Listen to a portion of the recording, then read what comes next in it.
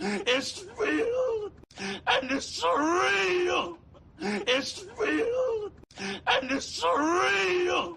It's filled and it's surreal. It's filled and it's surreal. It's filled and it's surreal. It's filled and it's surreal. It's filled and it's surreal. It's filled and it's surreal.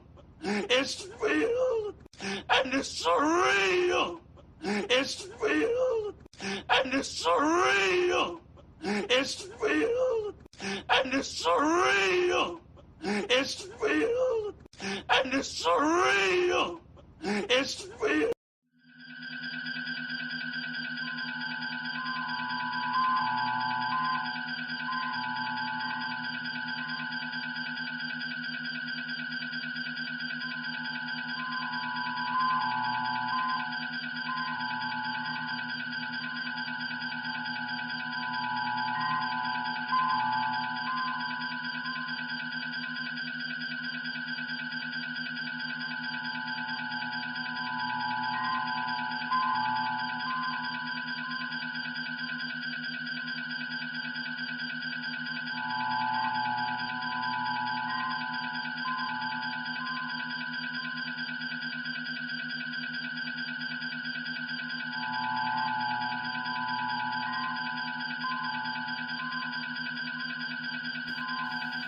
Welcome, folks, and if you are listening to the sounds of the Austin TOS Bridge right now, you will know that we are actually live at the moment. We're going to be starting the movie in about close to 11 o'clock. So sit back, relax, and enjoy while I get some behind-the-scenes prep done.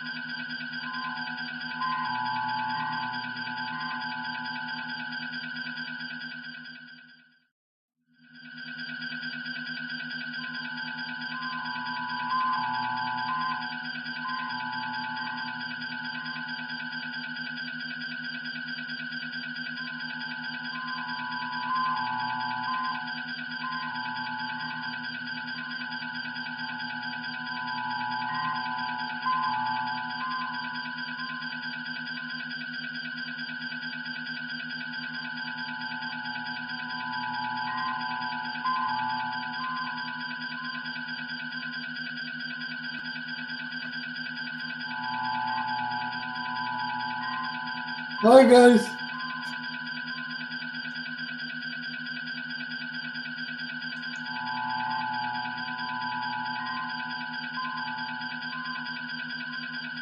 Can anybody hear me? Greetings. Hi, Omni. Hey, Mr. Vice President, how are you? Good, thank you. How you doing?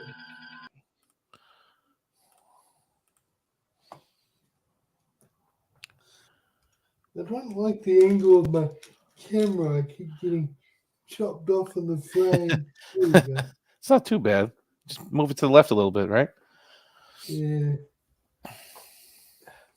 There we go. I can't reach the camera to adjust it. I'm just gonna sit differently in my chair. You moved yourself. I'm saying you didn't move the camera. Yeah, indeed. That's good. Who else is joining us? Oh, there he is. Epic show host. Indeed. Epic. Hello, Junkie. How are you? Doing okay. Let me just throw out some shout outs to the people who are in the chat. I don't know if he's still here. I don't know when this message was sent, but John DeMarco says sounds like fun. Steve, you're here. Welcome. Right. Let's see. Hey, look, it's me. Omnicast, welcome. Yeah. Thomas, you're awesome. Welcome.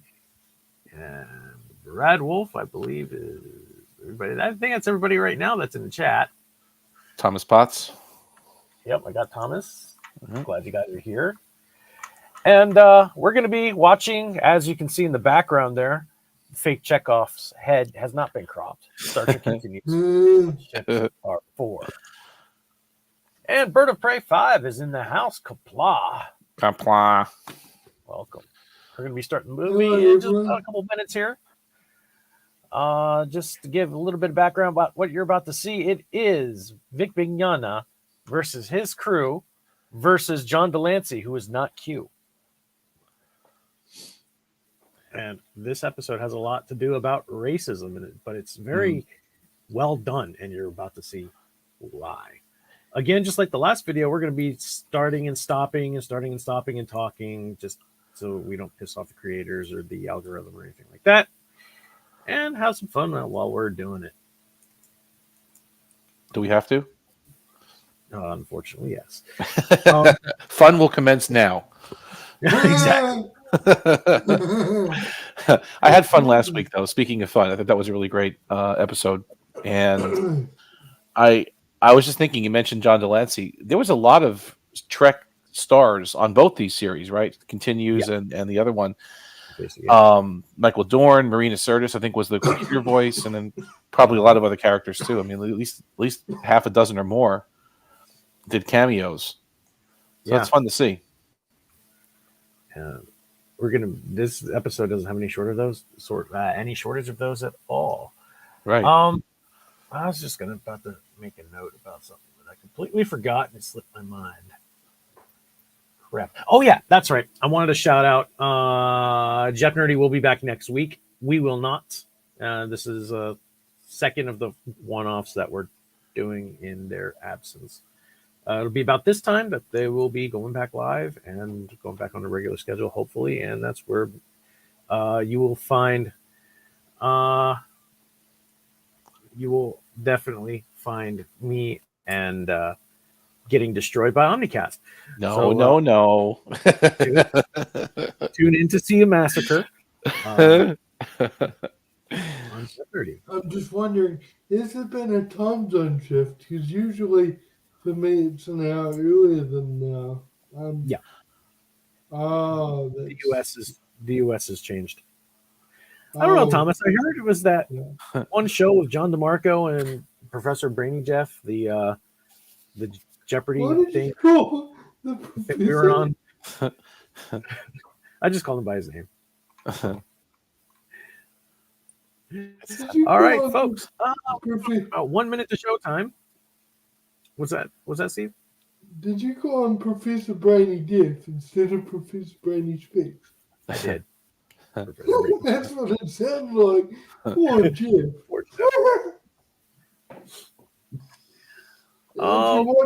If you're watching this, Jeff, I'm defending you. That's not very nice of our former president there. Pineapple pizza. Oh, man. What's wrong with pineapple on pizza? Hawaiian is... It's kind of like buttermilk. Either you like it or you don't. Think you muted. I can't hear you with the thing about pineapple on pizza. Oh, he muted himself. Or you muted him. Muted care to walk that back, Mr. President? Well, I can walk that back, Mr. Vice President. I can walk it back on every pizza except for Hawaiian. How does that sound? It's definitely a polarizing topic, right? It's either you love it or you don't. There's no in between with pineapple on pizza. I found that out. You know, some people either love it or they hate it. And they violently love it or violently hate it. Yes, exactly. I'm in the violently hate crowd. I will join you, Tokyo. I don't think it belongs on pizza, but that's just me. No. I wasn't violent at all. I just saying I like my Hawaiian pizza. That's all. But a lot of people do. If I'm having another flavor like Italian or anything. Now, does it have bacon on there or ham, or you just do straight pineapple? How do you do it, Mr. Vice President? Definitely ham. Okay. Definitely ham. You got to have the meat, right? The salty sweet kind of contrast there. Yeah, I could see that. Yeah. Well, I know something else. Sorry? I know something else that people violently love or violently hate, and that's Star Trek. And we're going to go ahead and start the movie. Let's do it. Before I mute everybody because of pineapple on pizza. Sorry, Doug.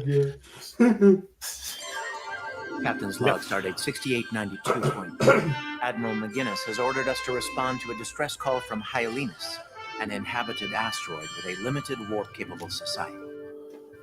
Admiral, isn't the Yorktown near the Banneker Belt? She was scheduled to patrol near that system, but Command rerouted her to Aldebaran, along with the Republic, to investigate the loss of the Hood.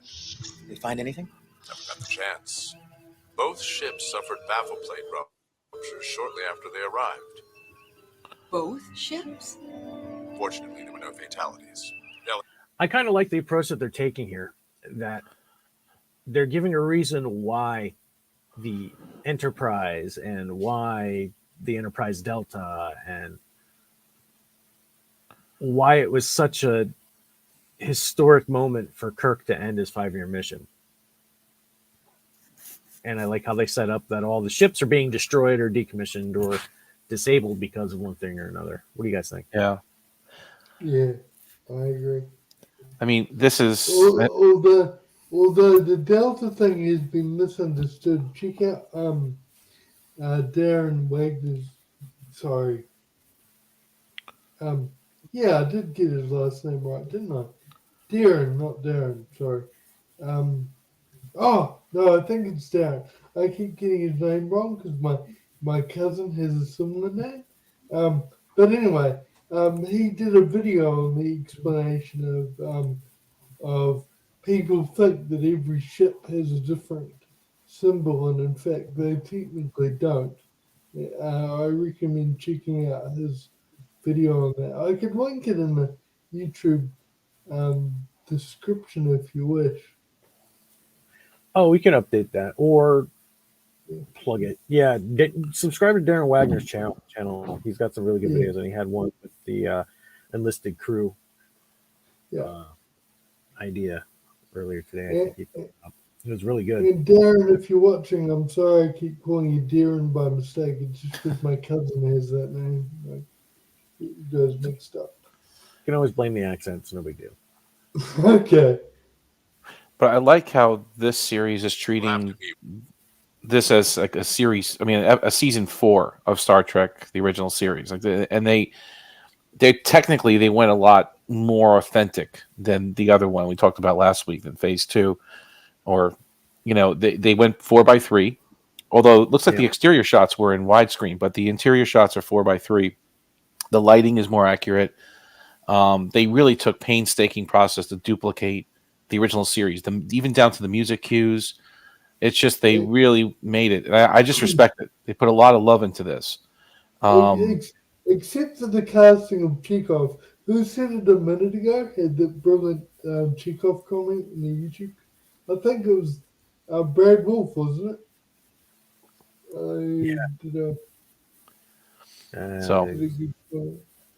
Called him Fake Off. Yeah. Chekhov. Yeah, that was cool, Brad Wolf. That was a good one. Let's do it. Let's rock. Be rebuilt. The crews will need to be treated for radiation exposure. Oh, and they also started introducing the motion picture uniforms in this as well. At the end, right at the last episode. This guy. Oh, that's true. This starting with this dude. A little bit. The white. Yeah, I see that. We've got a student here at Starfleet Medical who insists we try a new Bexarotene G treatment she heard about from an old mentor of hers. Well, not that old. How is Miss Chapel's doctorate coming along? She's one of our best and brightest. But be careful. She just might take your job one day. You might just let her have it. Admiral, did the Hyalini specify the nature of their crisis? Or I should say, dun dun dun. Something of global proportions. Diplomacy is of utmost importance, but so is caution. They've refused outside contact for centuries.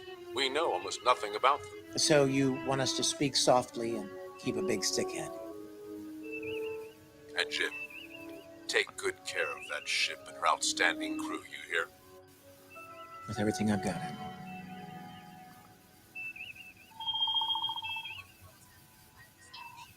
What the devil was he wearing?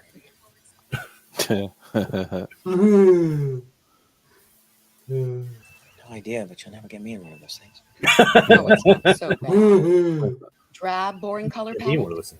I think it would complement Mr. Spock quite well, don't you think?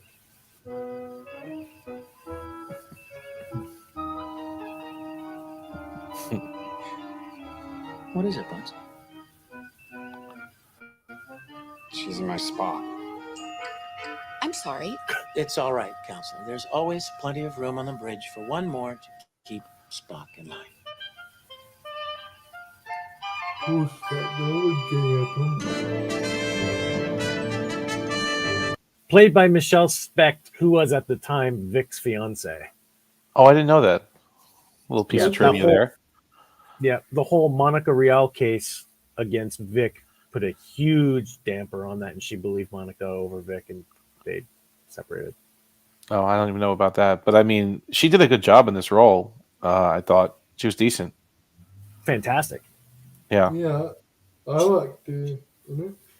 I didn't realize I knew she was his fiance. I didn't realize they separated. I thought maybe you were going to say they're married now. That's why they're not fiance. But that's No, there was a voice actress that worked with Vic on various anime who accused him of sexual harassment and sexual assault. Oh, okay. I didn't know that. Vic Wow. was... I don't remember what happened to that. Let's see. what happened to innocent to proven Vic. guilty these days? No. Let's see. This was a But few notice- years ago, and Nick Rekieta got. He was found liable for sexual assault in that case and was forced to pay $223,042 to Monica Rial. Are you serious? Oh, come Also- on. Got Me Too'd and Also- lost. Me too. Yeah. Oh well, if it went to court, then maybe he's guilty. I thought it didn't. I thought it was trial by media and it didn't go to court. It sounds like a civil and- case. It's not criminal, but It was civil. They also Yeah. threw him another $15,000 of penalties and sanctions for a total of $238,042.42. That's, pretty that's a good. shame. And Well, looking at the exteriors here, I don't know if you can see. I mean, this looks more like the 1960 Star Trek than even the Blu-rays did. Like they made it look more weathered or more model-like, I think, than the CG. I don't know if that was intentional or not, but I love the way it looks. I think it was intentional, but Okay. the approach that they took, it's obviously not dated look like Right. the like real actual models where you can see the cameraman and the glass reflection and the space scenes. Of course, they didn't CGI that. I'm about to lag, aren't I? No, you're good. We got you. Oh, I just got silent. Yeah. Yeah.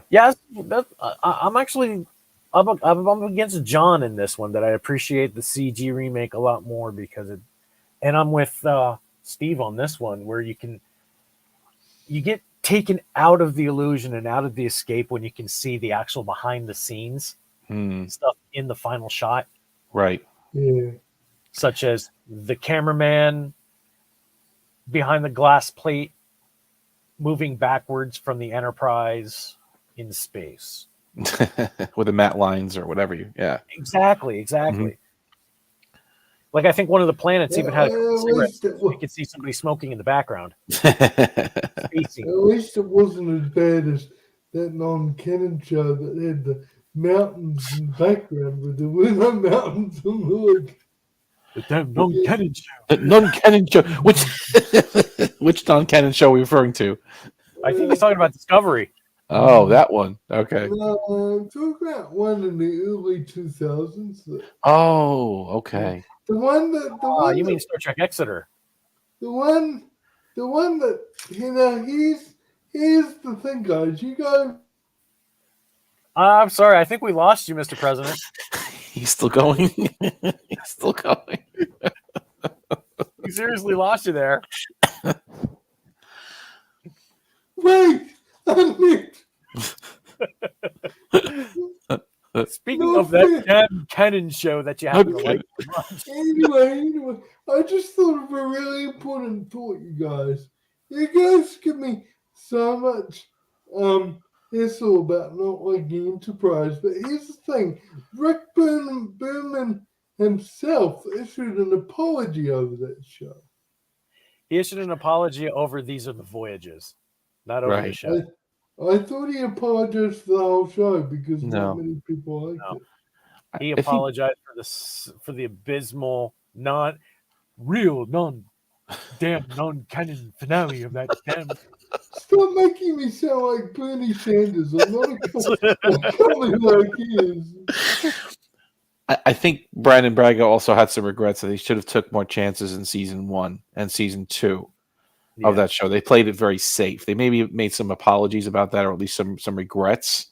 Yeah, but they put a lot of work into that show. I mean, that was not easy. Safe. They butchered continuity in season 1. Well, I think the network really was pushing them to keep it safe. Like they, by season 3, they just threw it all out there. 9/11 happened. 4 was fantastic. It was probably the best season of Trek there is so far. I love those little 3-episode arcs. Like that's perfect. Like what they did in DS9, where the whole season was an arc. That's cool. Or in season 3 of Enterprise, but little 3-episode stories. That was just right. And you throw in like a regular, one-off episode, another one-off episode, then you do another 3-parter. Like that was actually really a good idea.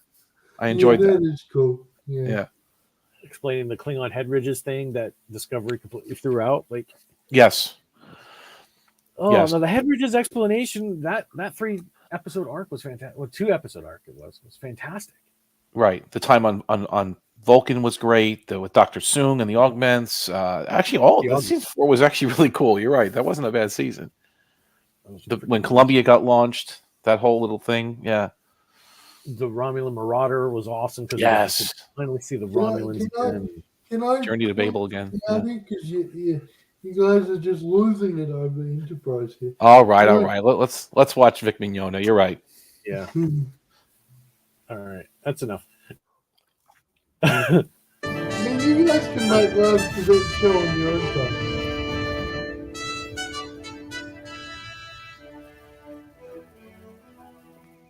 Well, whatever this is about, it's got to be pretty serious for a hermit race to ask for outside help. Hermit race, Doctor?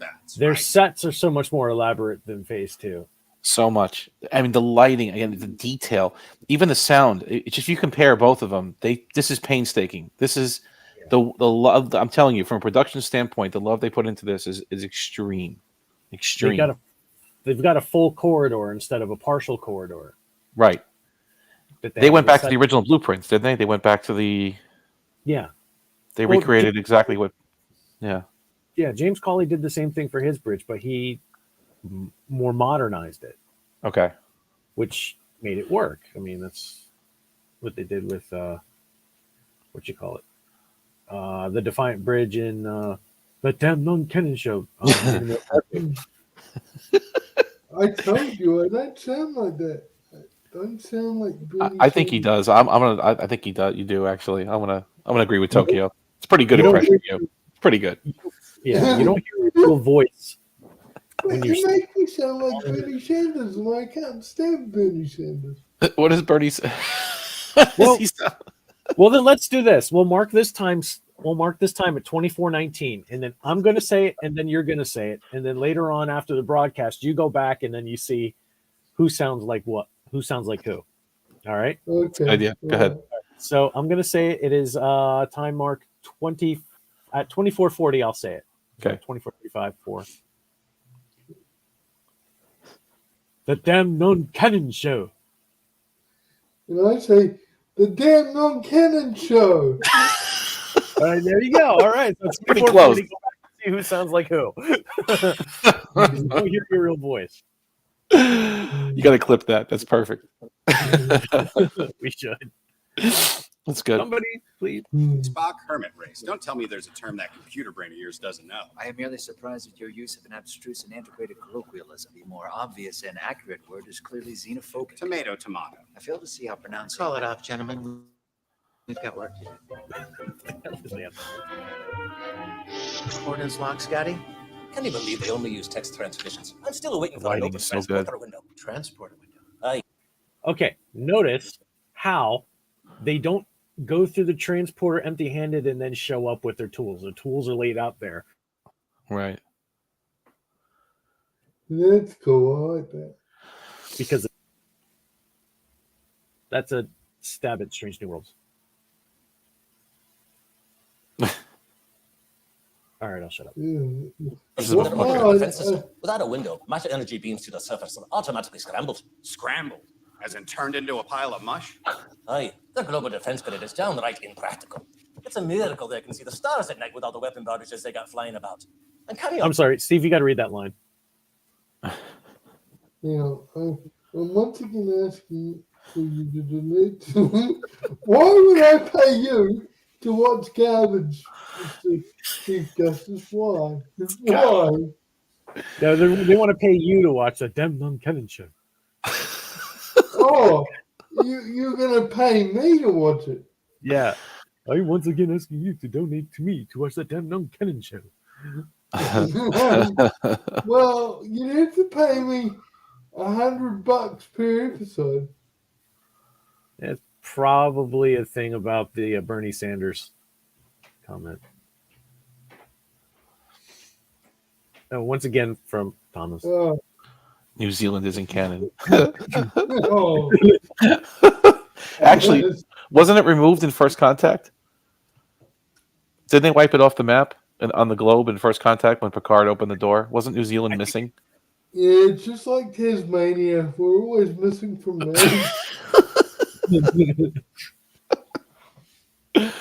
Australia, New Guinea, the Solomons. Yeah. New Zealand no longer exists, but you may want to hold your breath. It's a long way down. It's a long way down.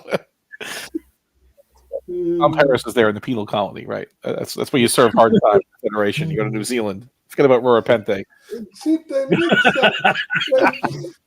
At least it's not Australia. They mixed up New Zealand with Australia because Australia was the one that was the actual penal colony. That's true. That's true. Yeah. No, New Zealand is just where they send prisoners to go and get killed, and they pretend that the death penalty doesn't exist anymore in Star Trek. But when they know damn well when they send them to the spend 2 days in the outback, they're not coming back after 6 hours. Yeah. Mm-hmm. Is that where Roland was? Oh, she was somewhere else. She was in a different prison, right? Yeah, she was. Where the hell was she at? The name of her prison, I forget now. Something will eat them for sure. Anyway, shall we watch the show? Let's do it. Maintenance, lads. Gee, I hope they're friendly. They would be well served to hope the same of you, Doctor. That explains a lot. Thank you, Fred. Ah, there's a green light. Energize. Please.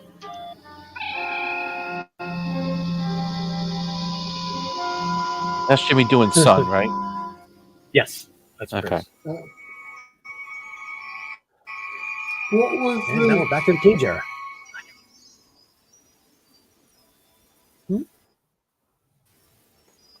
Oh, a monochromatic environment, What's that, Captain. Steve?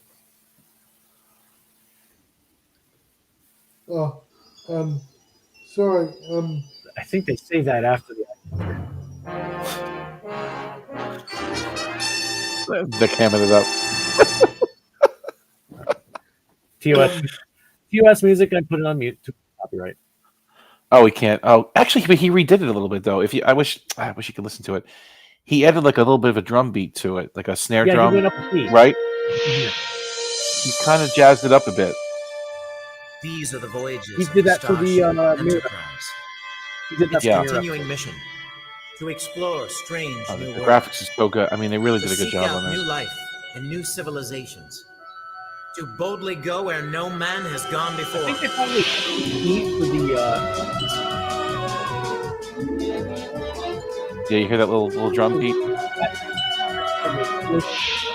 What's that, Tokyo? Shatner's voice was a lot more lower. Yeah. Shatner's voice was a lot more lower. Vic's is a little bit more higher pitched. He's a higher pitch. So good. So yeah, really good.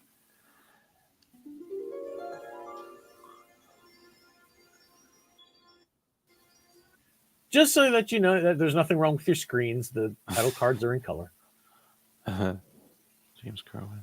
Yeah, that's a good point. Now, Spectral Interlayer doesn't work anymore. Before you play it again, You just got it. Bring up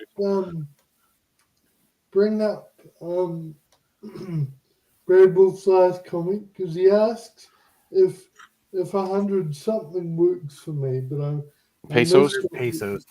Oh, well, definitely not. Definitely not, Brad Wolf. That's not enough money to make me watch it. He just watches it anyway. What does Bernie always say? Millionaires and billionaires, right? That's what he always says, right? Millionaires and billionaires, they all got to pay their fair share. Well, I'm a millionaire.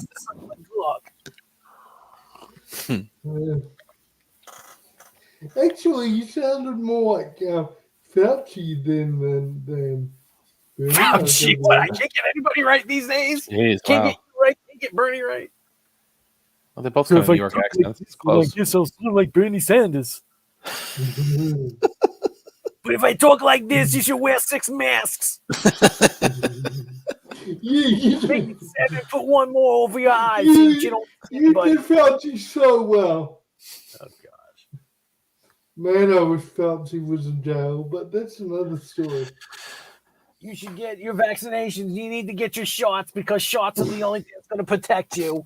Meanwhile, I'm not getting any shots because I know it's going to kill you all. So let me take my money from China. All right, I got to shut up before I get You got me started. Fascinating. Are you seeing what I'm seeing? Or more accurately, what we are not seeing? Could our eyes have been affected during transport? Normal, but I'm not ruling out the Greetings.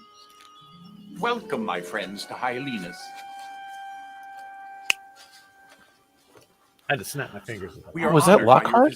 I forgot she was in this. I am Gallisti, leader of the Inner Council. And this is Theus, our newly appointed ambassador to the Federation. You see, I told you June Lockhart, right? Bipeds. I must admit, I was expecting a tentacle or two. And you must be the commander of that magnificent ship orbiting above. James Kirk, captain of the United Starship Enterprise.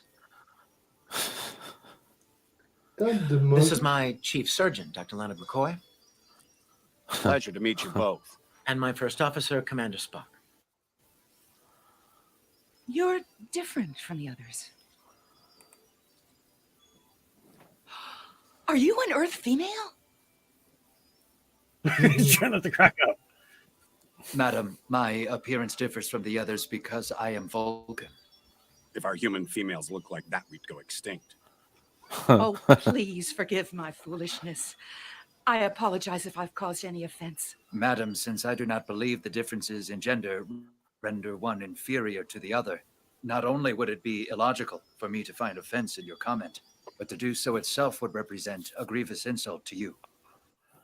Indeed, Thomas. What an improbable contradiction. Kindness and gallantry revealed by pure calculated reason. Remarkable. And I, too caught up with the excitement of the moment to notice anything but your ears. How often we look but forget to see. Ah, Gallisti, you might be wise to replace your ambassador to the Federation immediately. Don't be so hard on yourself, my dear. They are still here. I hope I do not offend by asking, but do all Hyalini politicians get along so well? Oh, sadly, no. But Gallisti and I have the advantage of being very old friends. As he looks at her and thinks, if only Jean-Luc knew exactly what he was in for. If only John Luke what?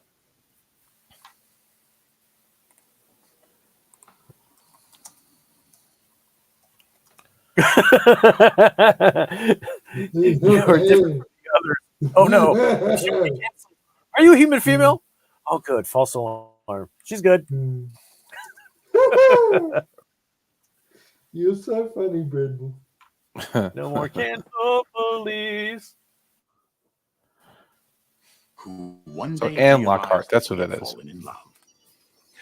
What a fortunate man I am to be able to call my friend my wife. Counselator, I must ask, has your world always looked like this? Like what? Well, It is as it has always been.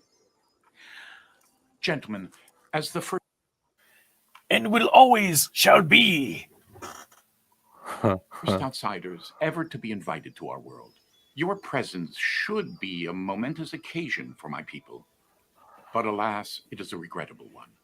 Regrettable, because this is not when our isolation was meant to end. It's up to the continuum to tell us what to do. I don't know. I need to make some Q jokes. I'm not. Nor how it was to end. Hundreds of years ago, the people of Hyalinas united in a single purpose, to one day become worthy to join the community of stars. I should know. I was there. To us, that meant seeking out the best in There's each a other Q and joke. ourselves. Laying down arms against each other, erasing our borders, and refusing to be defined by distinctions like us and them. A sublime hope. The hope of the Hyalini. But alas, fate has intervened. And so today, the hand of my people is not one that is held up proudly to the stars, but merely as a hand held out. Please, come. The inner council is waiting. Please. Spock, can you explain our vision? In fact, I can. An unusual form of radiation emitted by their sun. Unlike anything I've encountered, it impairs the function of cone cells in humanoid eyes. Cone cells allow us to see color. Correct, Doctor. Makes sense, Jim. Good work, Spock. Continue scanning.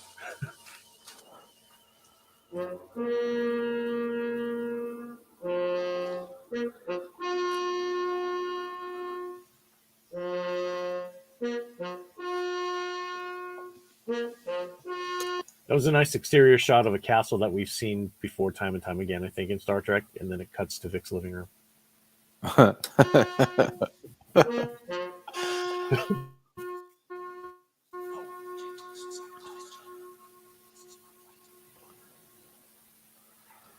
The Inner Council is the uppermost tier of the United Parliament, representing all regions on Hyalinas. Its 5 members are chosen by... Just got here and already you're torturing them with civics. Oh, dear. Vic nailed that right there, right there. Oh, congrats. Amazing.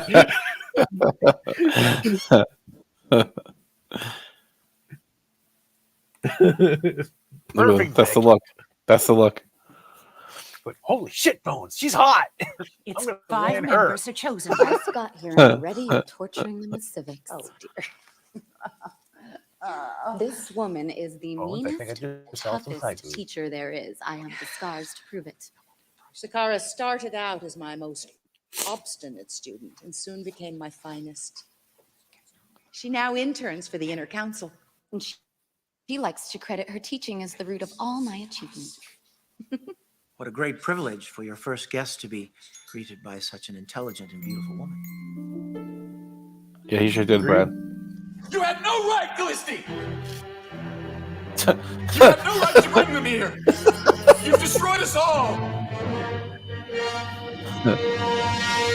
Why does the sight of somebody with a phaser to their head elicit laughter? Because of what Vic did. He grabbed the phaser and the little Velcro. That's great. You had no right, Callisti! That's funny. You had no See right that? to Did you bring see them that? here! You've destroyed us all! Perfect. Perfect. Do you hear me? You destroyed your entire race! We will be destroyed only if we Great refuse to lighting. accept help. She may be right, Tomiat. Shame, Theus. The true believer would rather die than see the hope corrupted. Vulcan Death Grip big song. Will he live? Tomiat is unharmed, I assure you. He is merely unconscious and shall awaken shortly. Basically, I just imagine a white flag pop out with the word "bam" written on it. I wonder if Vic is wearing a girdle like I Shatner never did. witnessed that. Yeah. Show them. He's in better shape than Shatner was anyway.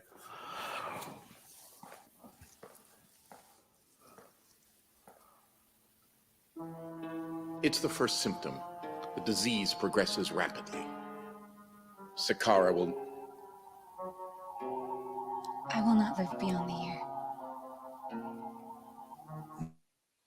This is why you sent the distress call. We are on a path to extinction. From disease and soon starvation. Our crops have stopped growing. May I? It's not contagious. That much we know. We don't know what it is, only what it is not. It's not the result of any known poison, it's not a virus, and it's not a bacterium, spore, or parasitic organism. I've been doing research on the disease as part of my medical training. I was going to be a physician. No, Brad Wolf, I don't think they're watching Star Trek Discovery. They're destroying people. As Kirk's thinking, brains and a body. Spock, I might be in my quarters with our guests for quite a while. You have the call. Bones. It's definitely related to the radiation that Spock detected, but I can't. Bones. He struggled to get it out. I need a drink. Bones. I need a drink. Jim, you don't have to emphasize the drink if you just want to get a drink. No, I'm sorry. I was indisposed with our guest. Let's go get a drink.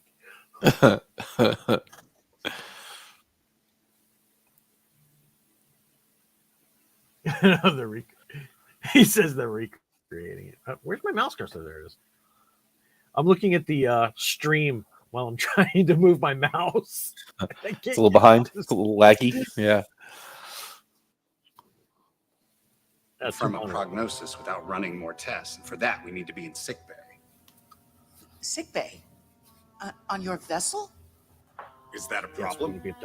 We would prefer that she stay here.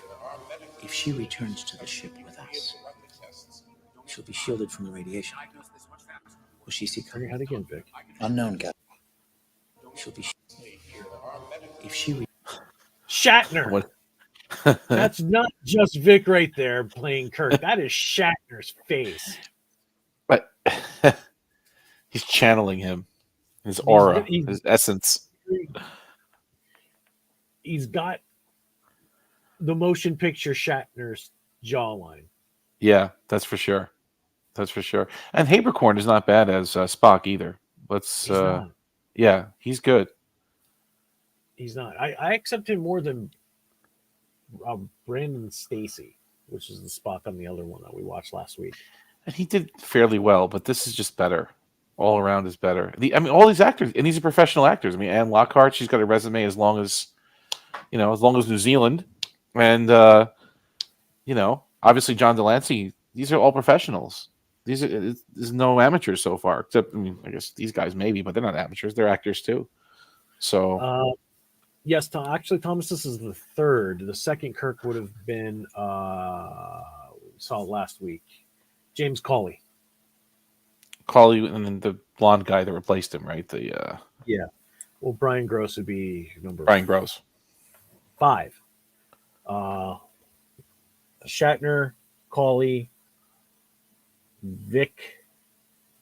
Shatner, Cawley, Vic, Pine, Gross, Wesley. And the other guy from Strange New Worlds. Yeah, Wesley. 6 Kirks. Terrible. This isn't technically canon, but You know. No, it's not. But if you're Yeah. put them all, this is terrible. They should have gotten Chris Pine to come back as Kirk in Strange New Worlds. That would have been good. Because they actually did it very good casting with him. I got used to Kirk. He's too big though. He's doing big movies now. They can't afford him. Well, if you're only filming 3 episodes, you can afford him. They're not hiring him for a full series. It's just the stat. I mean, they just don't do that. They don't step backwards. You know, they don't. If he's making $25 million a movie, he's not going to go back to Toronto. Yeah. I'd like to raise an objection. You listed the strange continuity headache actor as one of the people that played Kirk. He doesn't count.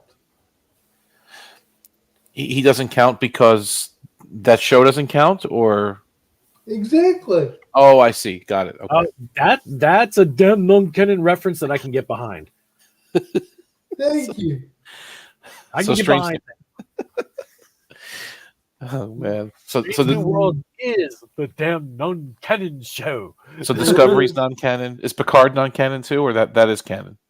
Unfortunately, season 3 of the pinch. That's continuity. Gotcha. 1 and 2 is non-canon, but 3 is canon. Okay. It is pinch. It's so hard because Strange New World season 2 ruined all of it. So it's like, I'm going back to these fan films because they're much better.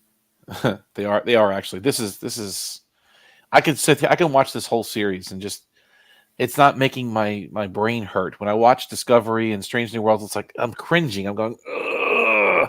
You admit you cringe at Strange New Worlds. Why don't you stop watching it then? Well, because I've said this before.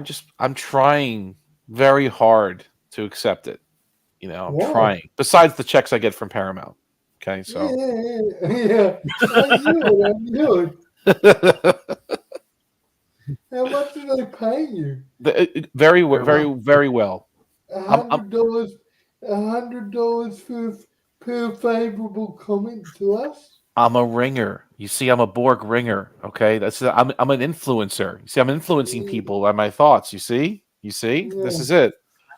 Get that Borg off the damn bridge.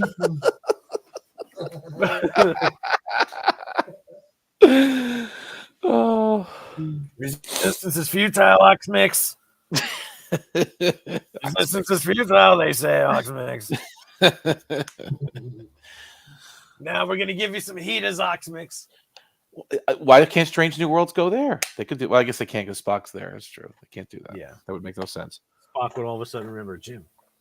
I was here before. Yeah, that's true. But then again, when they encountered Khan on the Botany Bay, Spock should have said, "Jim, weren't you about to bang his great-granddaughter?" That was another life, Spock. Another life. We're on the captain of the USS Enterprise, but that was another life. Meddling half-breed, just like I did your father. Nero was a piece of shit. Yeah, he was bad. I would rather die in agony than to accept any assistance from you. You got it. He goes, "Hi, Chris." Like he just talks to him like as a friend. Hi. Yeah, you can come to my ship. I'm Nero. Whoa. Hello, Christopher. I'm Nero.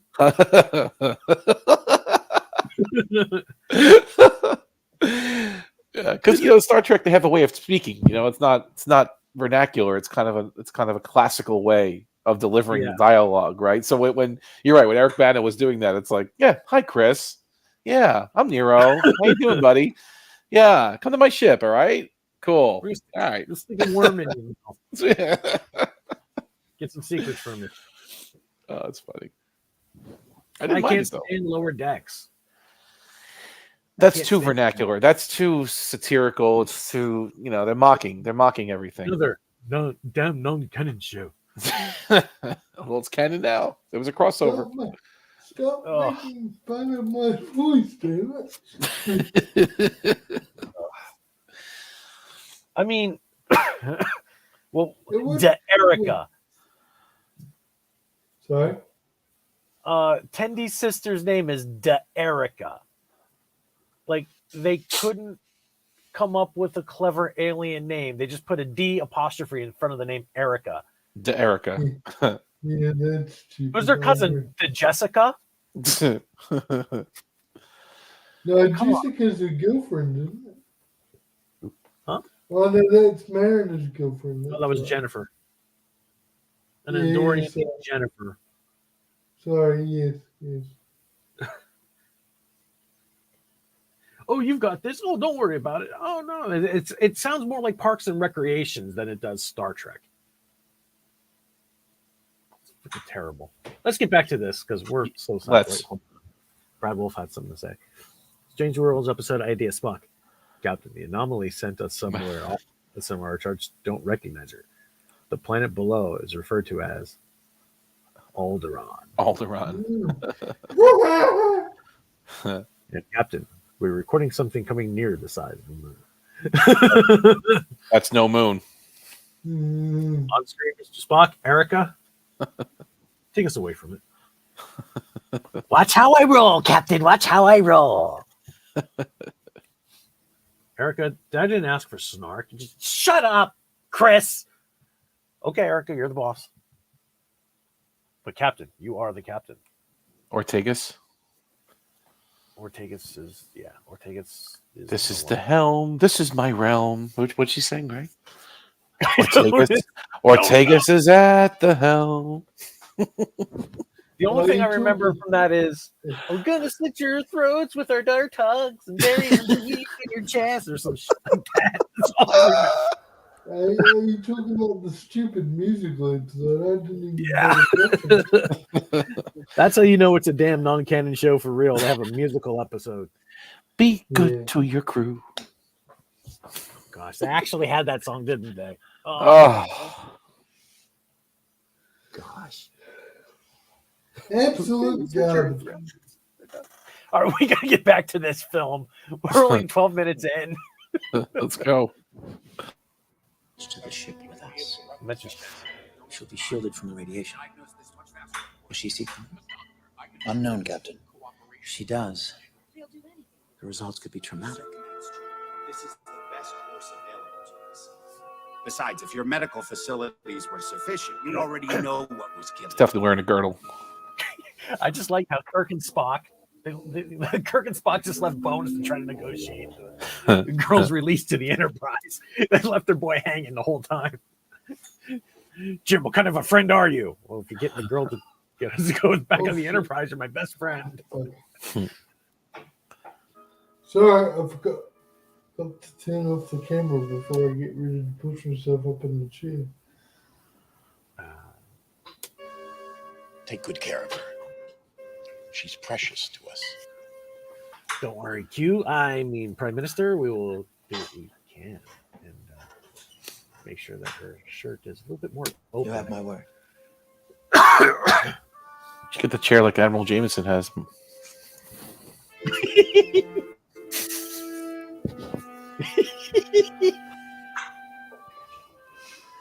He starts to grow. With your permission, I'd like Mr. Spock to remain behind and continue. Admiral Benjamin Button Jennings. Of course, I will keep the transporter window open until his departure.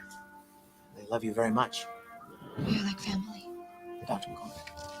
She looks familiar. Was she in anything before? Like Star Trek related or on board our ship, your eyes may I'm not sure. Work differently. It may frighten you, but I promise you'll be safe. Understand? Caesar of the Stars. That's what they call me.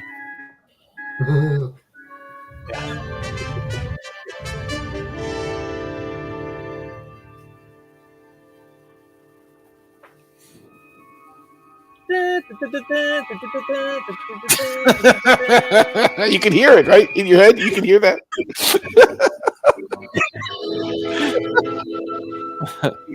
Oh, that's right. The purple hair. I remember this one now. Okay, yeah, I get it. Are you all right, Cigar?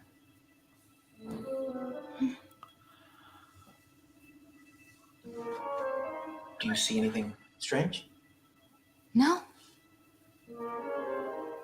Everything looks... He's bleeding now. I'm an Orion with purple hair. What? What is that? What's she thinking there, Scott? Lass? Captain! It's all right. It's called color. Just try to stay calm.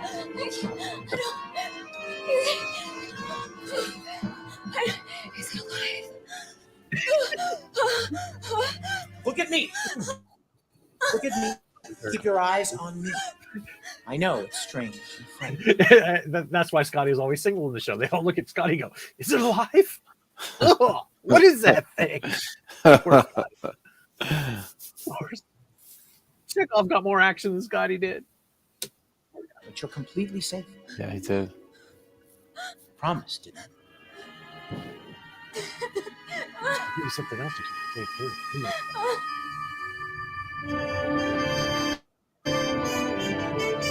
A lumpy planet.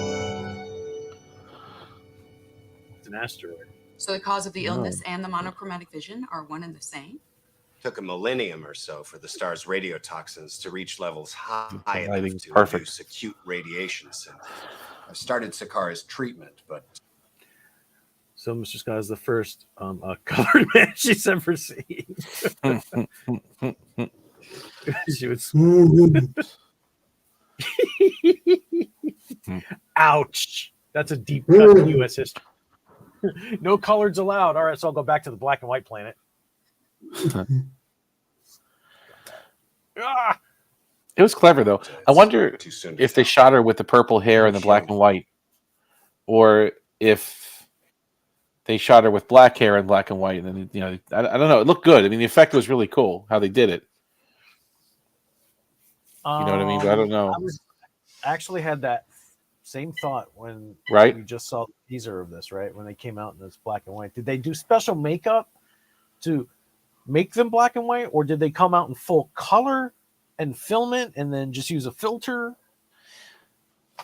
One will never know. And I'd love to ask Mike one of these days. I'm curious to know, like, was she in the green makeup and the purple hair when they shot those black and white scenes, or was she in just regular flesh tone with black hair, and then they kind of, flipped it when they went to color?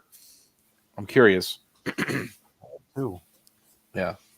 In terms of doing the black and white, they probably just did that in post. In post, it's digital. Yeah, you can filter it now, the whole thing, right? Yeah. Or depending on the camera you use, you just turn on the filter and film it in black and white live. They could, but that's true. They could do that. Huh.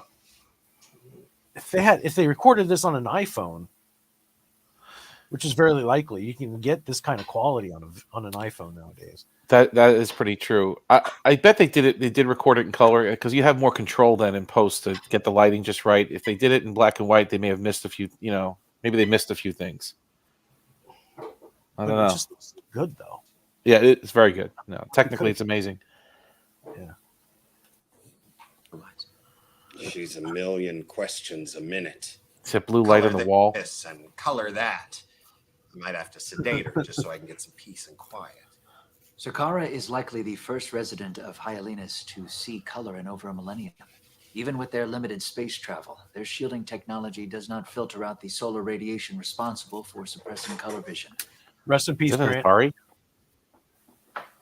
That's 1960s tech right there. That reminded me of an Atari. Right? Look at the Atari 2600 right there. It looks just like it. Yeah. That's funny.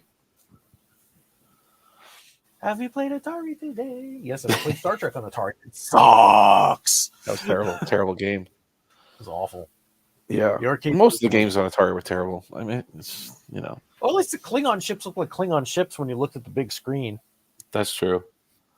Actually did a decent job. Everything else looks like crap. Yeah.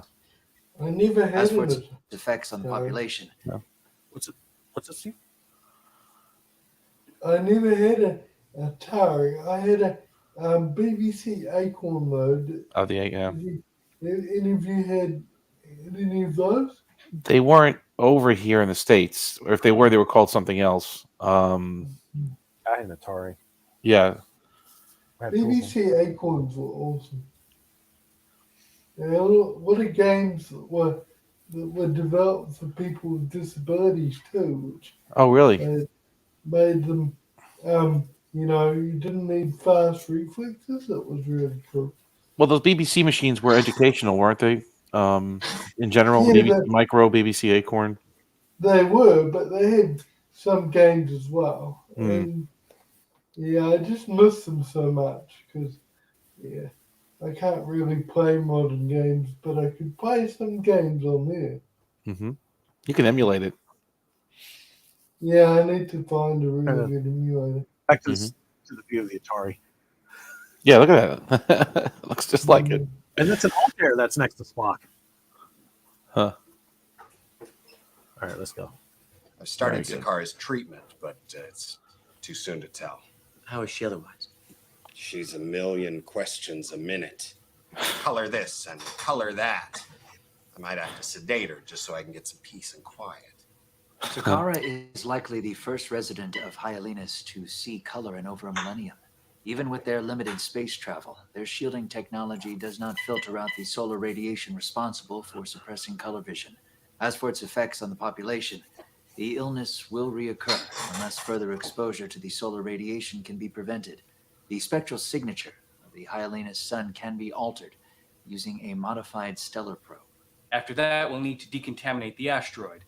I recommend scanning their ecosystem, starting with the plants. Determine how deeply the radiations permeated their food chain. Mr. Sewell, you and Mr. Spock head back down to the surface. Take charge of the scans.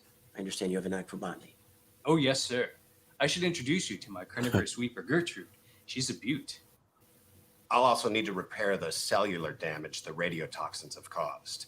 If Zakara's treatment works, I'll be able to synthesize enough medicine for the entire population. Captain, there is a new development. While on Hyalinas, I captured several images with my tricorder.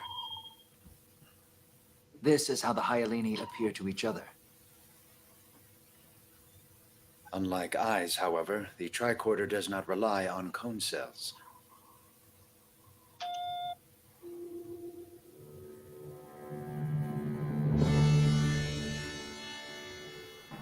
The native inhabitants of this world all share the same genotype for pigmentation. However, they're all white, Spock. You get it. Are you saying Zakara is not from Hyalinas? she is an alien. Furthermore, a global bioscan indicates 27.2% of the population are as well. Maybe it's a rare genetic anomaly, Spock? No, Doctor. This is but one of numerous disparities. They share a common ancestor with the Hyalini, but these individuals are unquestionably a race not currently native to Hyalinas. Kirk to bridge. Uhura here. Lieutenant, search the belt for any indication of another inhabited asteroid. Anything our sensors may have missed. We'll have to run a full sweep, including non-subspace carrier waves. How long? Could be days, maybe more. Palmer's an expert at countering solar interference. I'll have her modify the sensors. Create a targeted scan. Thank you. Get on it. Let me conveniently introduce this non-dialogue character that just came in the frame. Captain, a word. Counselor? I have found Dr. McKenna's insight to be beneficial. I'm sure you have, Spock. I'm sure you have. Hey, now. Zakara appears to trust the captain. Do you Yeah. believe it would be wise to confront her about her origins? Not yet. We don't know who she is or what she knows. And she might not even know herself. Let the wig do the work, Civilization bro. like the Hyalini, bent on self-imposed moral isolation, would never allow aliens to live on their world. Unless they don't know there are aliens living on their world.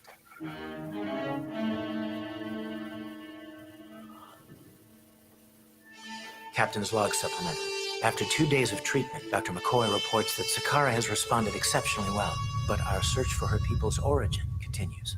Hoping to find some clues to the mystery, I've engaged Zakara in several conversations about her past, learning only that she was born on Hyalinas and orphaned at an early age.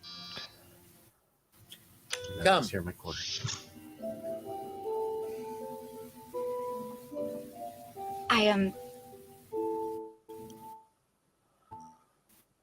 I wanted you to know where to find me in case you desired to talk again. Yes, Dr. McCoy said he moved you to guest quarters. Better than being trapped in sick bay. Well, better for him, I'm certain. I had many questions. Would you like to come in? Yeah, he can show you the captain's log. Oh, no. I mean, yes. No, but yes, if you want But to. as for wanting to, yes. But of course, no, if you don't also. But if you do, then yes, I would very a lot. Please come in. Kirk's like, damn. I like green women. I like ridiculous. I like it a lot. How have you been enjoying color? Oh, color. Color is incredible. At first, I couldn't make sense of it, but now it astounds me. There are so many of them. I'm learning their names. That is called green. And the door is blue. Mm-hmm. And this is yellow.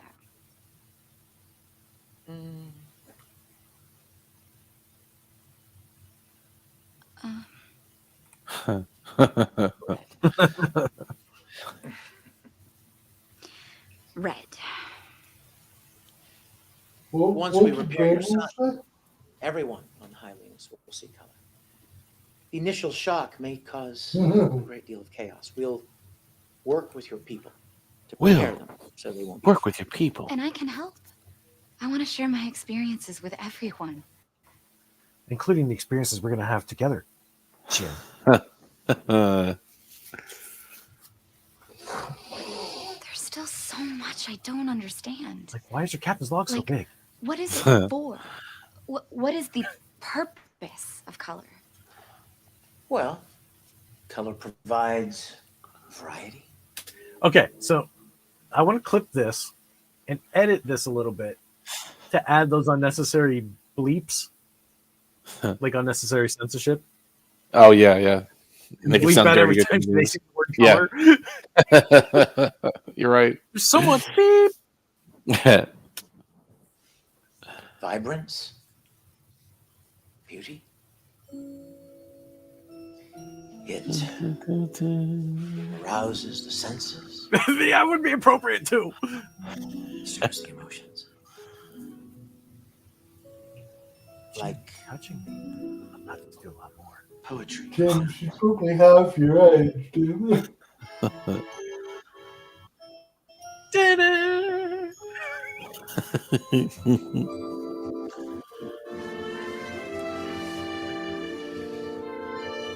Computer music.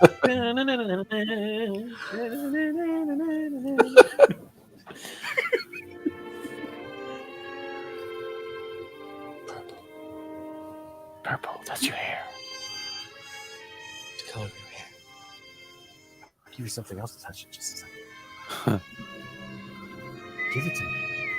Captain Kirk to the bridge. Captain Kirk to the bridge. Yes, Ensign Cockblocker, what is it? I'll be back. You're welcome to stay. I'm sure she is.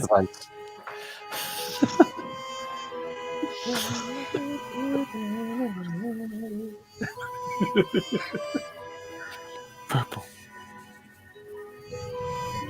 My God, Jim, what is this feeling? Down there.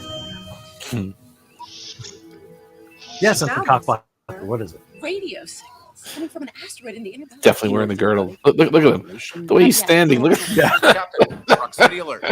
Confirmed. I'm reading 2 small shuttle pods and the Hylians are past the impulse. On screen. Let me go back to a second. I got to crack another joke. Hold on. Captain. This guy right here. He has a prosthetic limb, and he's a security officer. Would that make him RoboCop? Yes. Thank you for your cooperation. Good night. Good night. Klingon comes on the screen. You mean he's a prosthetic limb in the show or in real On the life? show, yeah. The actor? I believe it's this arm right here. they don't go into it, but in the Civil War episode, he used his arm to bring Kirk and McCoy back. From a apparent, I guess the CG model that they used for the nanites in that episode were Borg nanoprobes. So I guess they were in a nanoprobe-induced dream.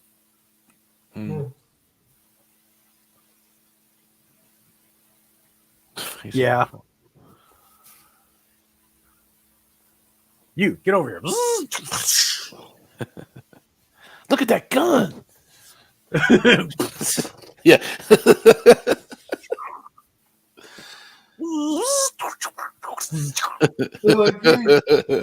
I guess Where are you going, Lieutenant?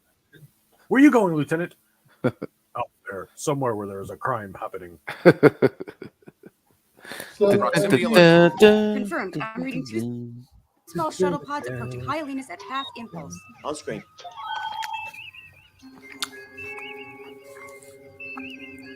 Trajectory suggests they're from the other asteroid. Scans indicate vessels don't have any big sticks here. Was that, Lieutenant? Neither do you, Anson. They barely look space right. Captain, I read 6 humanoid life forms in each. 6 in each? At half impulse? My God, how long have they been? Captain, Hyalinas automated platforms have activated. They're charging weapons. Red alert. Charging weapons. Pain's bugging me. Jim, it's OCP. OCP runs the cops. Officer Duffy.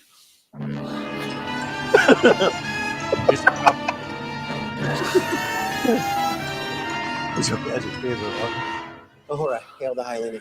One of the weapons platforms is targeting the shuttle pods, Captain. Thank you.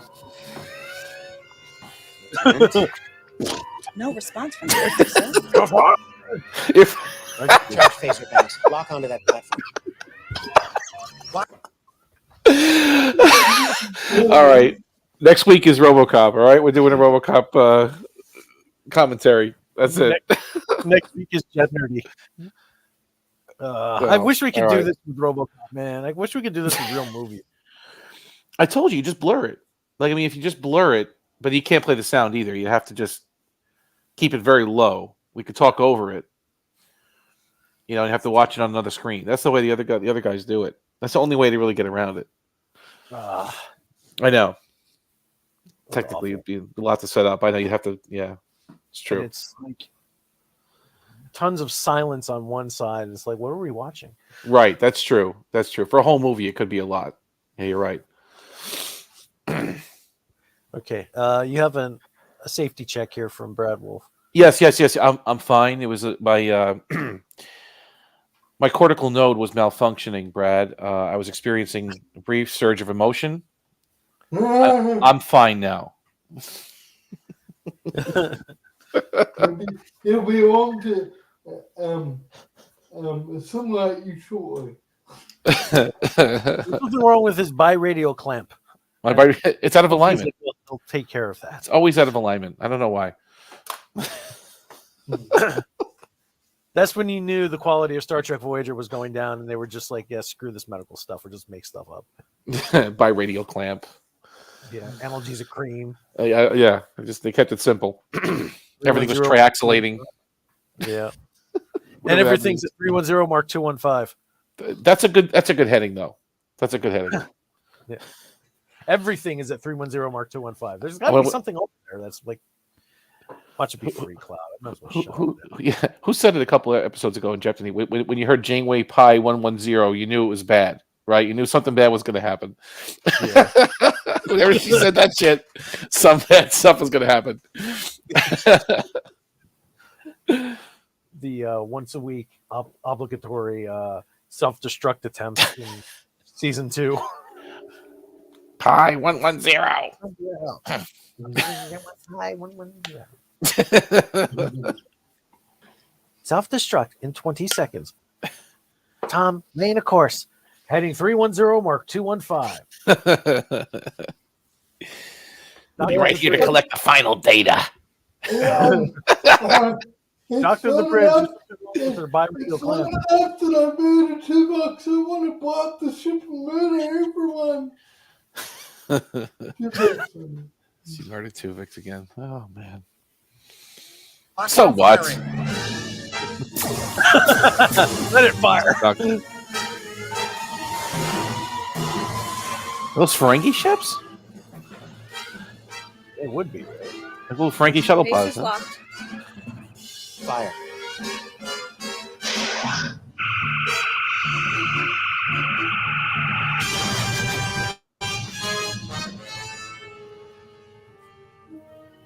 Defense platform destroyed. The shuttle pods are turning around. They're retreating, sir. Cancel red alert. Uhura, get me Hyalinus. They're hailing us, Captain. Well, you did just They take demand not up the the hill. destruction of their platform. They demand an. They've got every right to demand that. I'll meet with them in an hour. In the meantime, get me information on that other asteroid. Smith, you've got the con.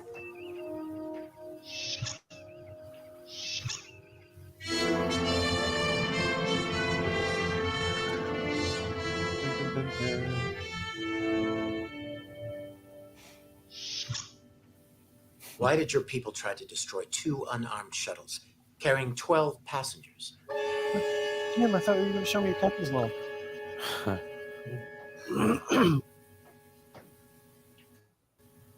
They are Abetians. For decades, they've been trying to sneak onto Hyalinus to escape the consequences of their own savagery. They lie and conceal their identities so that they can benefit from the peace and prosperity that we've worked to achieve, one which they have not earned themselves. Is it a crime to want to live peacefully? Are they criminals or are they refugees? They are invaders. Who attack in tiny, unarmed ships. We are not heartless, Captain. They have given us reason to fear them. I find that hard to believe. How can you stand in judgment of me, of my people, for something that you know nothing about? My parents were murdered by Abetians. You are a Abetian. I'm sorry. Spoiler alert, that's coming later. Probably, I think, in this scene. It's all too easy to criticize the policies of another. Until you lose someone those policies could have saved. Then again, it's not really a spoiler when it's been telegraphed this entire episode. Yeah. Please tell me, Sakara. I want to understand. I need to understand. Their world is in turmoil. Territories perpetually at war. Technological innovation fueled solely by the desire to build better, more lethal weapons. They have squandered their natural resources and polluted their world in the process. Then why is the shadows completely unarmed? Parents. Lighting is so good. And why are the shadows completely unarmed? They somehow be no weapons that could get up. Anyway. Parents were part of it. Yeah, you can't see any behind the scenes silhouettes, thank goodness. The diplomatic envoy sent to help. So good. Return of the Archons was a huge violator of that when they were all in the prison cell and the camera was panning and they pat the pillar. The boom mic? You can see you Boom saw the shadow. camera, the cameraman, and the director smoking. Smoking in the background, right? Yeah. Terrible, you really do. No, Mr. Vice President doesn't like this behind the scenes stuff, right? Doesn't want to know about that. I don't either. When I'm watching it, I don't either. But I'm watching it next time I'll see it. I might not have noticed it before. What was the You could tell. episode with the Which one? What was the episode with the Orion slave girls? Was that Bound, right? From that Dung Cunning show. Yes. All right. With yeah. with the Big Show in it, right? Yeah. That one? Yeah. Not the Big Show, not the Big Show. Oh, that was with that one or the other? Oh, that was with the other guy, right? That's true. Yeah. These were the 3 Orion chicks that came on board and started to enslave everybody. Yes, and in the end he goes, "We're the slaves," or whatever. Yeah, the twist at the end, right? There was a scene on the bridge, and the idiots behind the scenes did not put the view screen back up. So what do you see? Nothing? The back of the stage. They didn't fix that. They didn't. No, they didn't. Wow. So I'm surprised. That took me right out of that episode. Like, whenever I see crap like that, I have to think, okay, what in universe would cause this phenomenon to happen? And then you just realize that it's just ruined. What about when you see the marks on the floor, like on the TNG Blu-rays, especially? Does that take you out too? Not particularly. Mm. Not particularly, because marks on the floor you can kind of justify in universe. Like, maybe that's just graph plating. Yeah, a piece of masking tape on the carpet where Picard's supposed to stand, right? It's graph plating. Yeah, that's what it is. Right. Yeah. He just happens to stand right there on the ground generator. The torque sensors are slightly out of alignment. Yeah. Oh wait, I'm supposed to be in that square over there.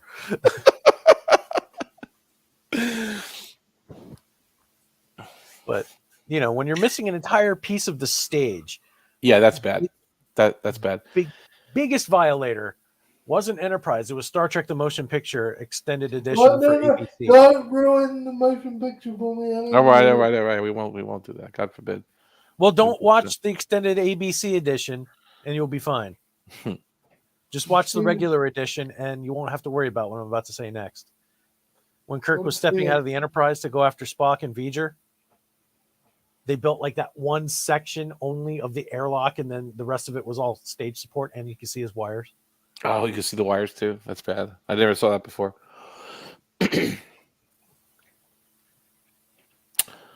Getting back to this, you can see Vic loves Star Trek so much. This is he loves it. I mean, again, I don't know who did his camera work and his lighting, but I'm just remarked at how well this is done. He got it. Everything is just perfect. One behind the scene thing that I will bring up, because I don't really mind it with these, because these aren't canon. They're good, but they're not canon. But I'm just wondering. They're good, but they're not canon. I'm just wondering, because they've got the music perfect as well. Yes. But how did they get away with it? How did they get away with not getting copyright infringement, but getting the exact music pieces right? They technically didn't. Okay. Because they fell under the same penalties and things that Axanar fell under. They weren't named as a defendant in the case, but because of the rules that went out, they were not grandfathered, but they were subject to those penalties and stuff. The same penalties that Axanar had to suffer through. So they had to pay a fine for using that music and stuff. Well, Vic, I believe, was saying that. I think he was talking to me. No, he was saying it on a YouTube video, I guess, where they were interviewing him about the at the time new guidelines, and he said, "Well, they only threatened to sue us, but they also got permission to finish their series." Okay. The 12 episodes or 10, whatever they end up doing. Yeah, they got permission to finish it. That's right, because Vic and I think he had some other Paramount execs on his side actually went to Les Moonves and made a pitch to make Star Trek Continues part of the canon, taking the lead from James Cawley, who also did the same thing, but they gave Cawley a license to open his sets up to the public. And then you've got the Star Trek set tour for that. At that meeting, Vic was denied canon, but he was allowed to finish his series. Okay. Because it wasn't proving. He did record some original music too. I know 90% of it, I think, is from the original series, but some of the cues that they use are new stuff that I think Vic is a musician of sorts, right? Isn't he? He created some of this, I think. Well, here's the funny thing. You know how James Cawley is a Elvis impersonator? Right. Vic is a Barry Manilow impersonator. I can see that. It's absolutely true. I remember seeing Vic when I was very young when he was doing a Barry Manilow convention. At the as a Barry Manilow lookalike. Copacabana. Which way he makes? I think in one of these episodes he makes. Oh no! He doesn't make an NLO reference. He did that on Facebook. He took a picture of the data tapes on the captain's chair, and he captioned it with "Who left my Barry Manilow tapes out on the captain's chair?" That's good. He's great. To show the Abetians a better way to live. Their ship returned to Hylenus on autopilot, and all 18 people on board were killed. Just rewind that a bit because we lost a bit of continuity there. And all 8. No. And your parents? My parents were part of a diplomatic envoy sent to help. Just to her show eyes the there. Abetians a better way to live. Their ship returned to Hylenus on autopilot, and all 18 people on board were killed. I was 10 years old. Can't imagine. Those people who killed your parents are barbarians. And they're going to pay. But that doesn't mean they all are, does it? You assume that they think like us. What kind of a monster are you? I'm a barbarian. You said it yourself. We're not going to kill today. I was thinking the same thing. I was thinking exactly the same thing. Peace. Captain, they do not. They do not respect our laws. They do not value knowledge or honesty, and they do not question their conscience before turning to violence. Have you ever met an Abetian? No. You're about to. We've managed to keep them off our world, thankfully. I hate to break it to you. You're wrong. Look in the mirror. There are many on Hylenus. Here it comes. Many. That's impossible. Hundreds of thousands. They look like the Hyalini. Unless you see color. Yeah, black on one side and white on the other. What? Your hair, skin. You are Abetian. You. Your parents are Abetian. Ta-da! She's also still. If you don't trust what you see, trust what I see. The woman in that mirror is brilliant. She's curious, honest, kind, beautiful. I'll just choke you out now. I was just going to say that. And you can no longer breathe.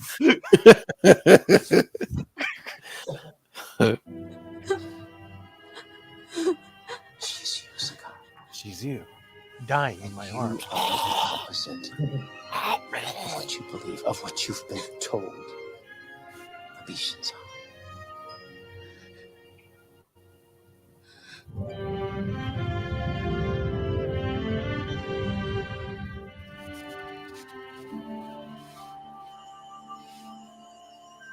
Oh my.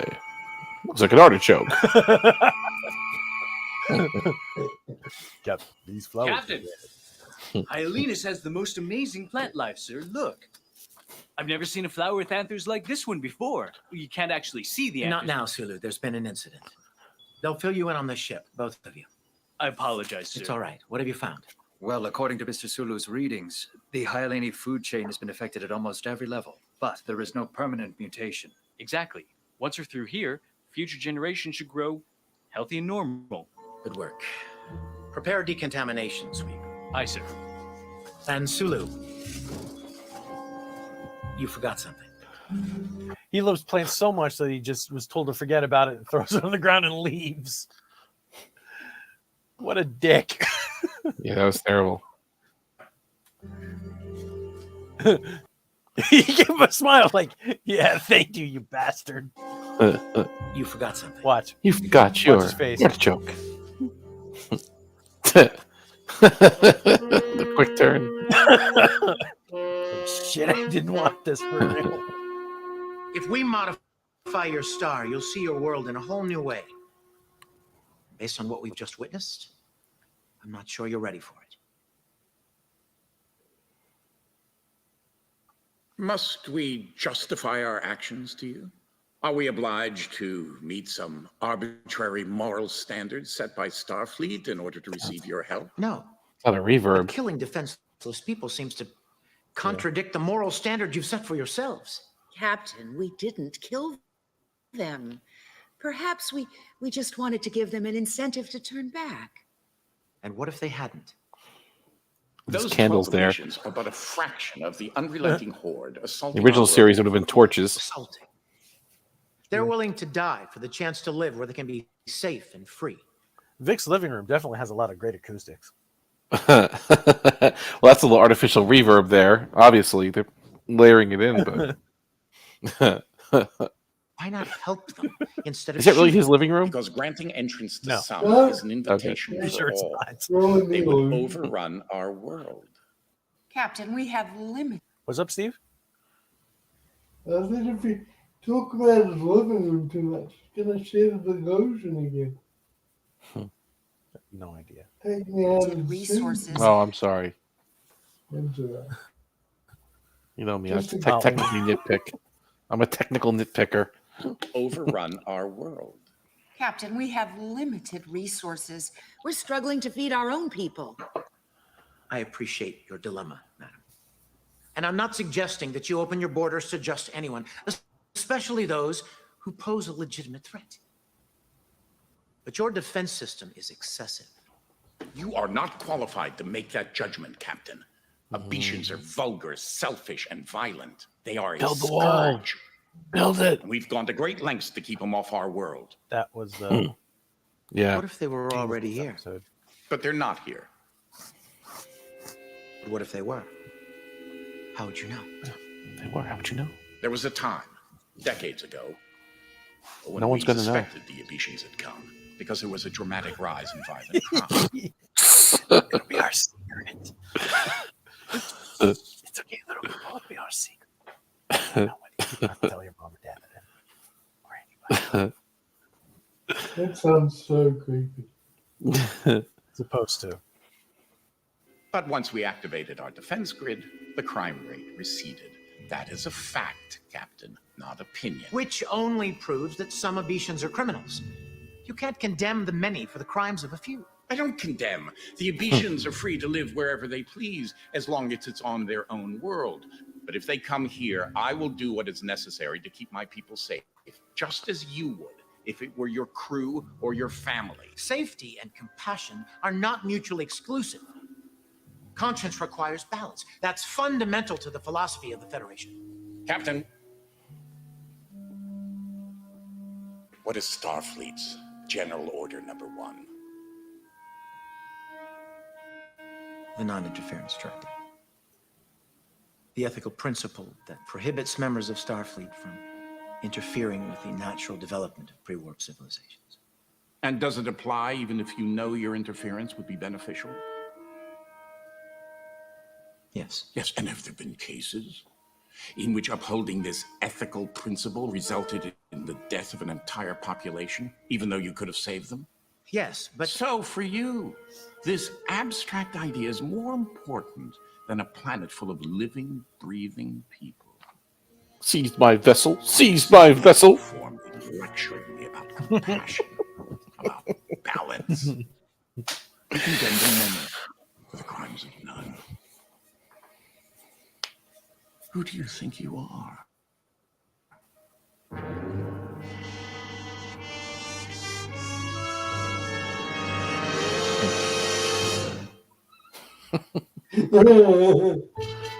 Captain's log supplemental.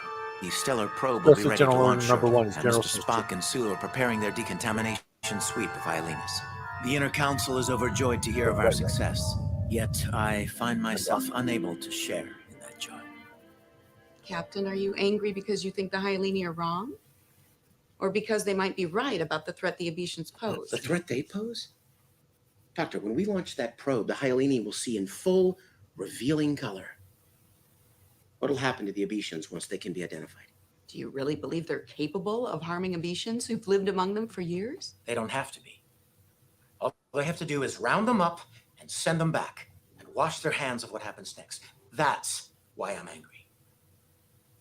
Sir, you've been in situations like this before. But I wonder if this time it's not more personal. I don't think you're angry. I think you're afraid. Afraid for Sakara. You care for her. Perhaps more deeply than you want to admit. That's where you're wrong, counselor. That's where you're wrong. I have a high body count. I really don't care what happens to her. I miss that girl from Triskelion, but besides that.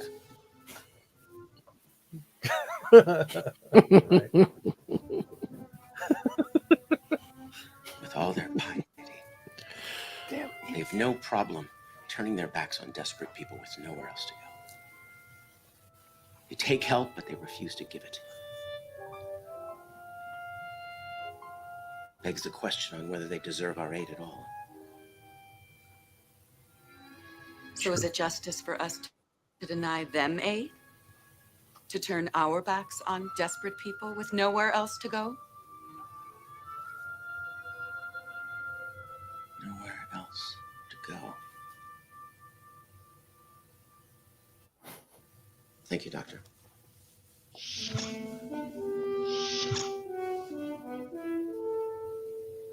Damn, I'm good.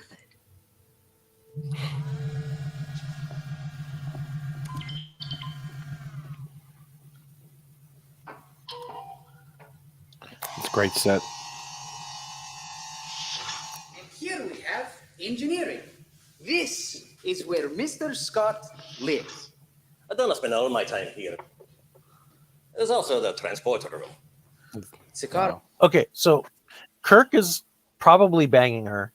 Chekhov wants to bang her. And Scotty's probably still offended that she asked if it was still alive. This girl's done so much damage to the chain of command on the ship. It's ridiculous. Throw her out the airlock. Sakara asked me to show her Green around. girls are trouble. Is this the device that will Indeed. fix our star? Aye, it's the only sort of probe I've got, so we're leaving nothing to chance. Bloody photon How'd you torpedo. like to see the warp engines? No, I can show her, Commander. You've got work to do. I've always got time for our lovely last lieutenant. Yes, the engines are this way. She's already banging the captain. Give up. Young lady, that's a very dangerous tool. I know. Stay back. I'll fire. If something were to happen to that My probe, blender and a it'd piece take a of great deal of time to get another. Yes. That's a good callback. See that jettison pod? Yeah. Sakara, why destroy something that will save your world? Because of Court what martial. will happen next. People will turn on each other, afraid of what they don't understand. They won't see friends and neighbors. They'll see the brutes and thieves they've heard about. They'll see Abishan. We need more time. Put down the snow cone. Help us find another way to fix our son. One that won't change how we Don't see know what that thing could do. or who we are. There is no other way. Destroying the probe will only delay the inevitable. We'll just make another one. And could you really go back to a world without color? He didn't go full Shatner. He went like 40% Shatner, you know? Yeah. I'm like, Which I think is better, right? Yeah. Powerless. So terrified of the people I will return home to. He sprinkles it in every now and again. He, you know. Keeps it tolerable. May not. Yes. Because it's kind of his own take on it, but then he channels a lot of Shatner. Yeah. You're the one person with the power to change the hearts of your leaders. You've really changed Felicity the and hearts of Theus love you very in much. my pants. Sakara. the words of There we go, Manilow, this full one's chat. for you. Brad Wolf. You goes full shit. Never go full go retard. shit. Who's that? There. Was it Tropic Thunder, right? Something on the wing. On the way, Ace Ventura. Ace Ventura 2. When nature calls. Yeah. There's something on the wing. I love how they did that because planes don't have those curtains anymore, but they built that set just for him to do that, right? Yeah. There's something on the wing. He does it so good. You're living proof that the Abetians aren't a race of savages. That they too have the same hopes and dreams of becoming. There he goes, full Shatner. Yep.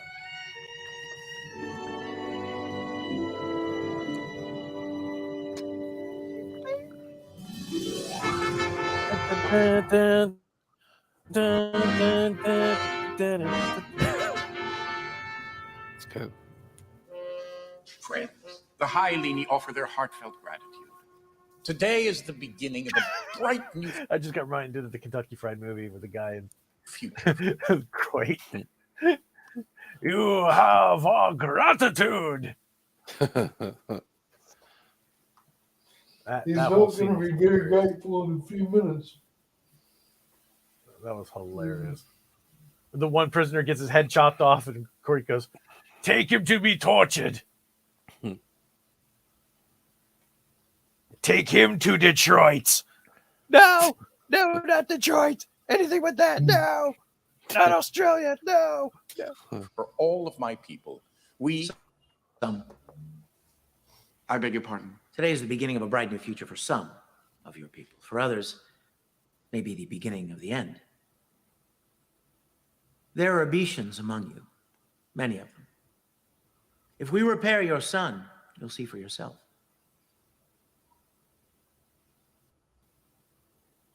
You would have us doubt our resolve.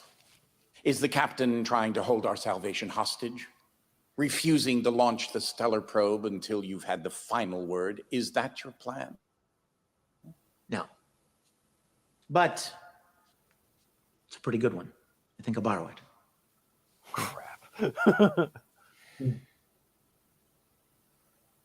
I wonder if you realize the peace, prosperity, the unity of your people is truly extraordinary.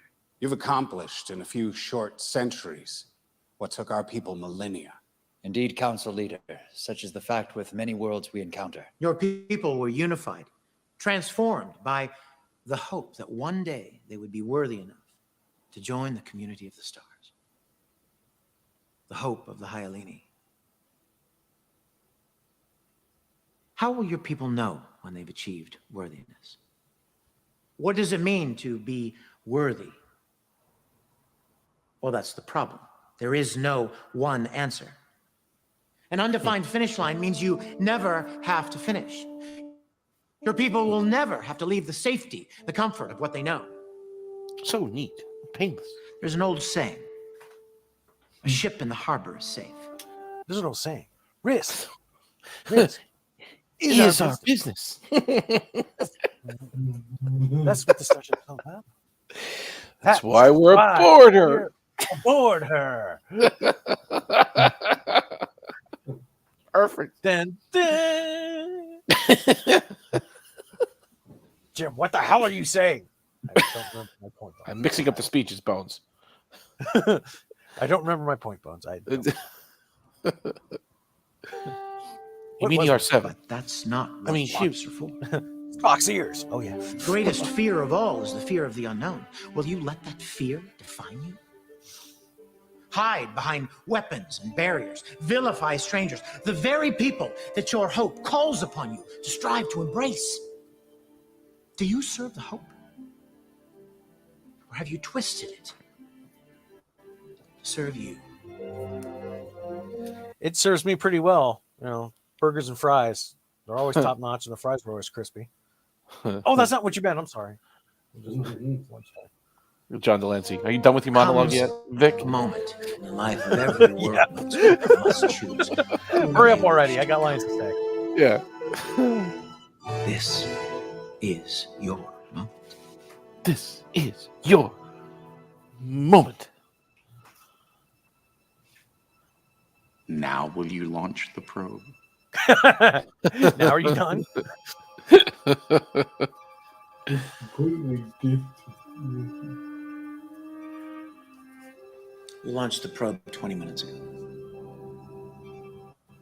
If it was successful, the effects should become apparent any moment now. Our world is about to change forever. But my love. Well, before she finishes this heartwarming scene here, you can kind of tell who's who because the alien makeup is caked on. So you think that they are in... So they are in their makeup.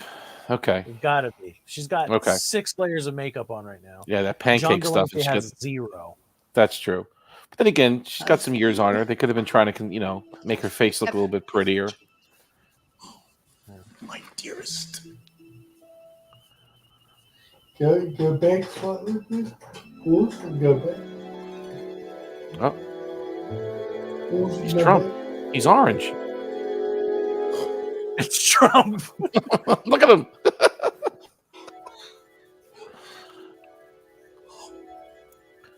Oh, you're right. Yeah, she's got purple hair, right? It's magnificent. Yeah. That's it. Oh, yeah, That reminds that's me of right. the Vina reveal. That's the Wh- Vina which reveal. reveal? The Vina reveal from The Cage. Yes. Yes. It's like she was pretty, and then the camera cuts back to her. She lifts up her head, and now she's all like damaged and morphs into that twisted hunk of flesh.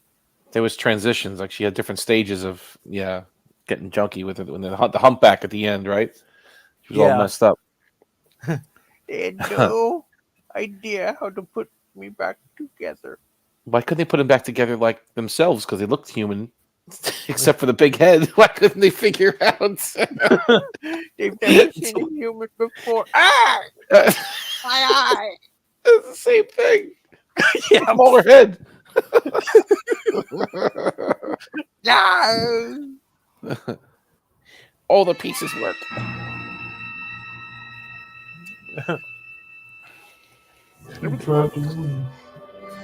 Long have I wanted Oh, to Anne tell Lockhart. you Was an alien. Oh. that you hate, but the thought of you forsaking me was too much to bear.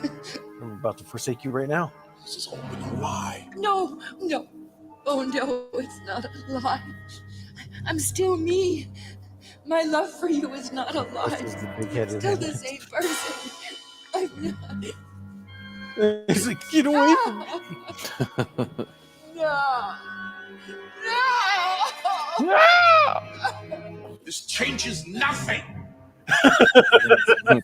Still not seen.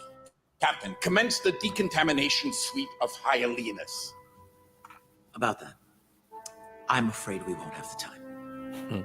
The Enterprise has been called away to urgent business on Darren 5. Don't let us all die. As it turns out, our scans indicate that the Abetians have the decontamination technology that you require. And why would they help us? Because you have something they need. We fixed your son, and they have the ability to sweep the residual effects of the radiation from both worlds. But their people need medicine just like yours do. I took the liberty of synthesizing double the amount. There's enough here to cure both worlds, Abetius and Hyalinus. Has it ever occurred to you that their civilization could be suffering the same fate as yours? Given the Habitians' proximity to your son, they experienced the radiation's ill effects generations before Hyalinus. Illness, food shortage. It is no wonder their world has fallen into chaos and war. They are what you would become. Please. Don't make us beg help from them.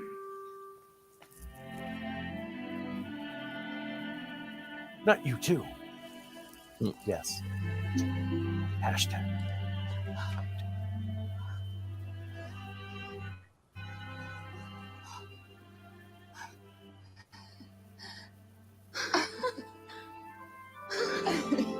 I know, right? It's what we're waiting for, Brad Wolf. There is no them anymore, my dear. Only us. Bad. Cue bad Disney music. It's only us. Only us. It's now or never. With the captain's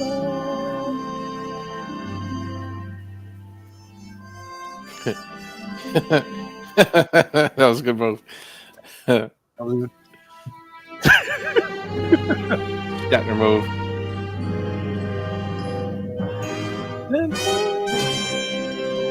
Oh, wow. Enterprise leaves another chick behind. Let's check out some names. Yeah. John DeLancey. Yep. And Lockhart. You got that one right. She was in so much television, movies. Maxwell. Don't remember her. Who played Sulu? I'm sorry? Grant Imahara. Yeah, Imahara. Sorry? Yeah. He died. He's dead. Who, sir? Grant Imahara. He was on Mythbusters. The show Mythbusters. Remember that? Yeah, that show? I thought I recognized him. I was going to ask if he was that guy. How did he die? I didn't know he died. Yeah, heart attack or stroke or something, didn't he? I think it was heart attack. Yeah. Not as a result of a Mythbusters thing, I hope. No, I don't think it was related to that, but who knows? I like now. Hold on. Look at this. Look at this still shot right here. This is from a previous episode, I guess, right? Yeah.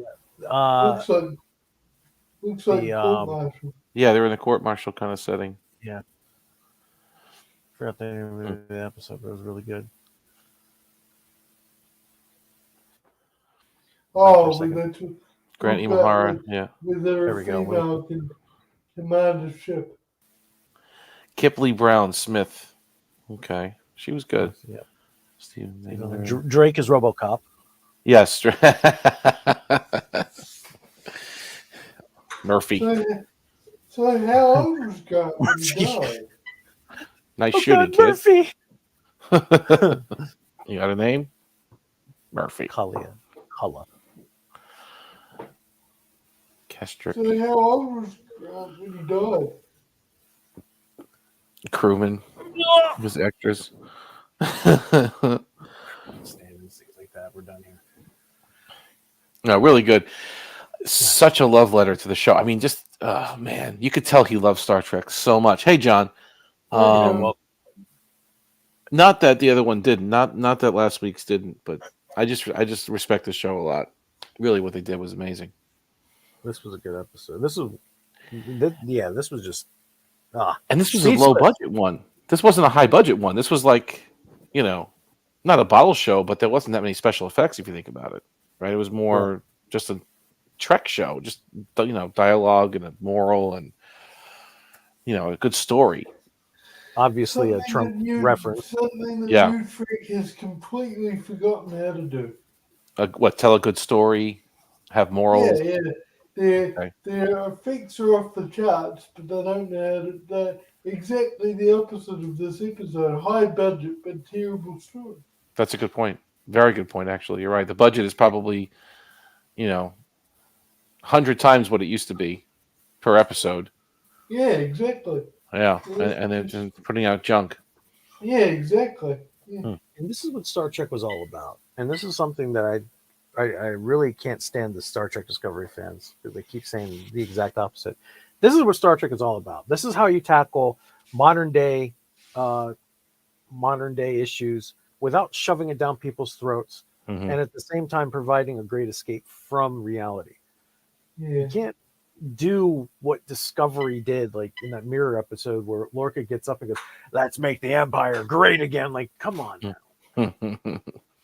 Or Picard season 2 where they go back in time and it's like, let's handle police brutality and ICE by actually having police brutality and ICE. Yeah. A little on the nose, as they would say. But these purple people were a little orange. I wonder if that was a little Trump reference. John DeLancey was orange. He was orange, yeah. Yeah, he was definitely on the orange side. But yeah, that whole episode was the whole Trump build a wall thing. Yeah, which is interesting. I mean, it's it's speaking to the times that this was made. Yeah. This was made what, about 6 years ago, 7 years ago? No, this has to be recent. Well, Oh, how wait, recent? wait. No, I mean the show stopped about what, 3-4 years ago, right? It ended, and then I don't think so. This came out according to the thing. Oh yeah, you're right. 6 years. 2017. Yeah, 2017, the heart of Trump's presidency. So, yeah, exactly. Trump was just elected in 2016, or 2015, going into 16, and then 16 into 17. Right. Inauguration 17. Yeah. Sorry, guys. If you heard me swear, that's because I just tried to pull myself up in the chair and I accidentally ran out of cord for my headphones and just got. Oh. That's okay. I'm going to bring this up. I'm going to bring this to a close at about the 2-hour mark, so in about 5 minutes. Yeah. I'm going to have lunch. I'm hungry AF. Before we end up going those 2 hours and then plus another hour and a half that we did last week. It was a good show. It was great. Yeah. Let me just throw out some PSAs real quick now that John is in the chat live. John, if you want to please put your link to your channel in the chat. Folks, we will not be back at all. This is, again, another one-time thing, especially at this time, because John hosts Jep Nerdy, the damn best Star Trek theme trivia show on YouTube. You want to subscribe to John DeMarco. You want to watch the movie. And also, you might want to also test your Trek knowledge, as it's usually an open forum. Join him this 9 p.m. Eastern, which is check Google for your time difference there. 9 p.m. Eastern on Saturday nights. We'll have Jeff Nerdy, where you can see the likes of Omnicast destroy everybody. Resistance is futile. Indeed. It is the Borg quizzes, folks. Jolan True, John. Thank you. Nice videos you put out as well. Yes. This week. The Derridex was a great video, John, and the Jolan True one was cute too. Really good. Jolan True was funny. Yeah. It was only from like 3 episodes. It was like 2 episodes or episodes. Jolan True. Jolan True. Jolan True, Admiral. I will destroy you. Actually, wait. Didn't they? Hold on. John missed it because they did have some references in Picard, didn't they? Didn't they say Jolan True a couple of times in Picard? He doesn't include Picard. Oh, okay. Yeah, it's non-canon nonsense. New Trek nonsense. No. I think he might have missed. Not nitpicking you, John. Was there We're one not nitpicking you at all. Just the Troy episode? Did she say it a couple times? The face of the enemy, or is that what it's called? Okay. Let me see if she did say, because maybe John didn't miss it, and we're just. I'm thinking more of the new Trek. Or did they say it in Star Trek Nemesis, maybe? Or they didn't say that. They didn't. Okay. Well, anyway, still good stuff. Yes, Saturday 9 o'clock is Jeopardy time, and you say this show will never happen again. I think we should do this again, Tokyo. This was too much fun. I had a good time. Well, next time Jeopardy is not on, we might do something. Yes. Face of the enemy. They did not say Jolan True. No, Jolan True. There you go. I don't even think the transcripts even have the word "true" in it. Eat your soup. Courtesy of a loyal establishment. That's right.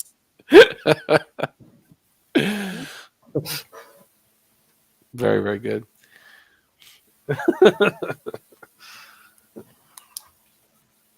What's Picard? Yeah, okay. Mm-hmm. Right. Yeah. Eat your gruel. That was from Strange New Worlds. Eat your gruel. What's Picard?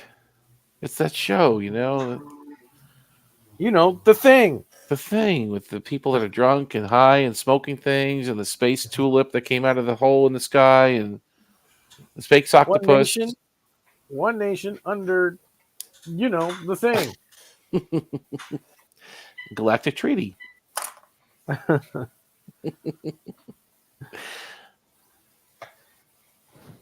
Picard. What's Picard?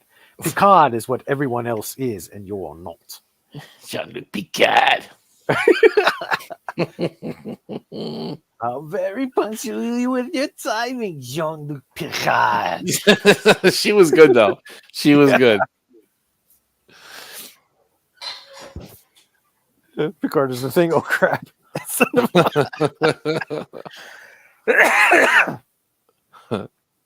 Picard was a blob. I couldn't find any other episodes. I'm 99% sure they said it on Picard, but I'm not sure. I mean, I'm sure, but I'm not sure. But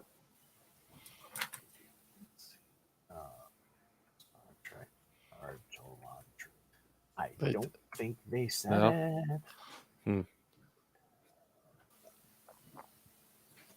Let's see. Fandom.com says when he went to the planet with the nuns, the warrior nuns, that settlement planet where the Romulan refugees were, No,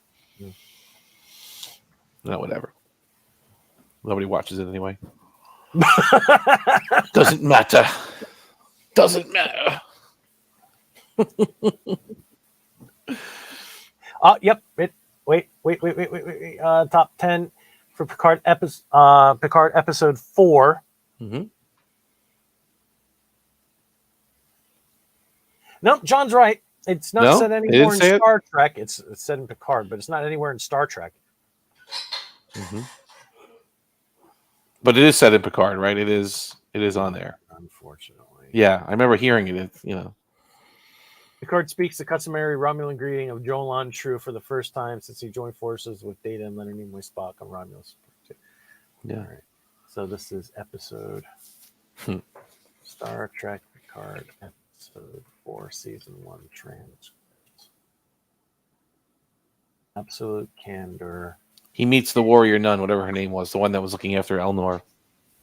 Doesn't he say Jolan True or something? Or she says it to him. Or he says it. Elnor may say it. I don't remember now. Jolan True. Picard says it. I think this is kind of like a Norm from Cheers. I think. According to this, Picard says Jolan True and everybody else goes Jolan True. Like when Norm comes in, he goes, "Hey, Norm!" Yeah. Jolan True. Jolan True! What does it even mean? What does it translate to? I don't know. Jolan True. Whatever. All right. Yeah. Jolan True to you, too. There's Jolan True. You haven't stopped talking about Admiral Picard since he left. You can't find something to say to him. What did you bring me? Well, let me see. Things confused by Alexander DeMoss. It's not really but it's there. So it's the last time we see it in Star Trek, I think, was in Enterprise. Yeah. Sorry, guys, I'm back now. It's okay. We're about to close. Yes. Hello, I must be going. Yeah. Certain things need to get fed. I'll just explain, if it's all right, Tokyo, I'll just explain something for 1 minute after the stream, guys. I won't keep you around. Well, you want to take the floor now, or is it something you want to say in private? Oh, no, it's just easier in private. I mean, it's nothing secretive, but it's just becomes them on stream. Jolan True means, did you just say? I like the way he wrote Jolan True, so he spelled it actually like a Joel on True. It's good. What the hell did you just say? Jolan True. Jolan True. That's how you say it in Chinese. Billy Jolan True. Yeah.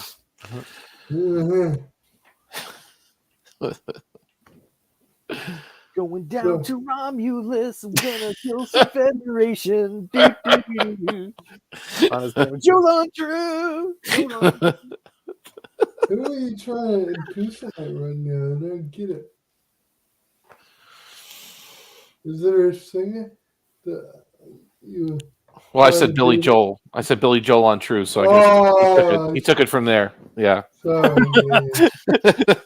Lost on him. Sorry.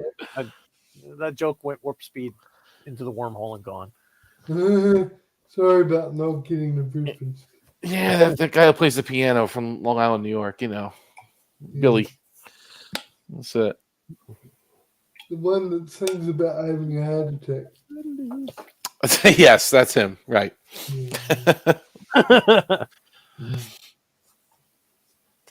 Don't confuse him with Elton John. No. Elton John on True, and that doesn't work.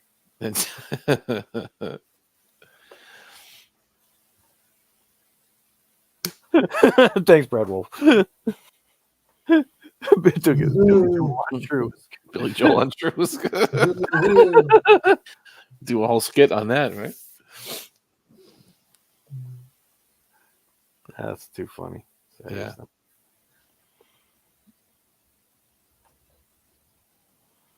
Receptionist pronoun? Nope. So, Tokyo, what time is it in your city right now? In Japan right now? 3 to 1. Okay. 3 minutes to 1, which I'm hungry. I need to get lunch before I become hangry. All right, I'll let you close out the stream and then I'll do my quick explanation off screen and then I'll let you have lunch. Yeah, that's all right. Yeah, we can do that. But I need to get something to eat. Otherwise, I'm going to start screaming, I worked 10 hours. All they want is wings. Now can you fucking drive? That video was awesome. Oh, by the way, before we go, did you see, I think I only uploaded it. Did you see the video that I put in Discord on me? Let me check it out. I may not have caught the notification on that one. It's on Matthew's server. Okay. It's under which we're both in. Humor channel. Memes and humor. Okay, got it. I think it's memes and humor. Yeah. Scroll up to the. There's a lot of pictures. Let me see here. Actually, these are pretty funny. I'm a little behind on these. These are pretty good. Oh, I see. Okay. Just like I thought. The Wilhelm scream works perfectly. Is that the one you're talking about? Yep. That's from Star Wars, right? That's the one. Yeah, that's it. Wilhelm scream.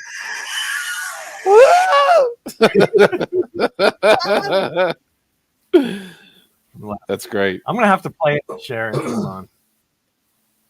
There are 3 ways to do something: the right way, the wrong way, and the Jane way. Okay.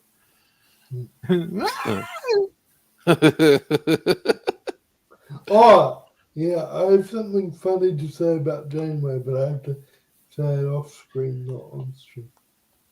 You'll understand when I go tell you in a minute.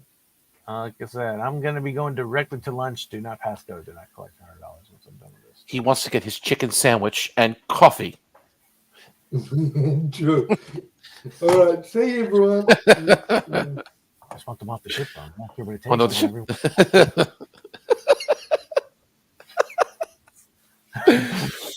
What was the stuff they ate, though, on Star Trek? What were those little cubes of red and green? Like, what the hell were they eating? Did you ever notice that?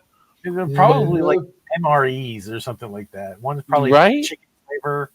The other one's probably like pizza. Yeah. It was like space food, right? Is that what it was? Okay. But yet Kirk had this chicken sandwich and coffee. Yeah. Starfleet ran out of budget with the NX program, so they can no longer afford a chef, so they have to use cubes. They had to use cubes of reconstituted protein or whatever it was, green and yellow. No, we can't include that non-canon show. That non-canon show. There was a chef. There was an actual chef in that non-canon show, Mr. Vice President. He cooked food, real food, steaks and iced tea. Yeah, but you can't say that the NX-01 budget needs something a bit to do with the original series. Pecan pie. It needs his chicken nuggets and choky meat. Shit. Sounds good right about now. I'm that hungry.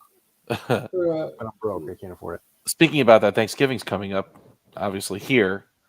Yeah. You know, getting the turkey, going to the store this weekend, going to pick it up. Just saying. I was thinking about you, Tokyo. I know that you can't, you know. And You're just rubbing it in now. well, not rubbing it in. I was thinking about it because of the conversation we had a few weeks ago about him, you know, not being able to get turkey. And we go to the supermarket here and we got, you know, freezers full of them. You got the butter balls, you got the organic ones, you got this, that. Yeah.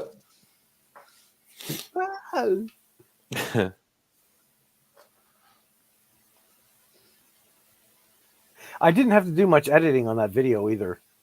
The Wilhelm, yeah, it was pretty fun. Turned it down and then threw in the Wilhelm scream.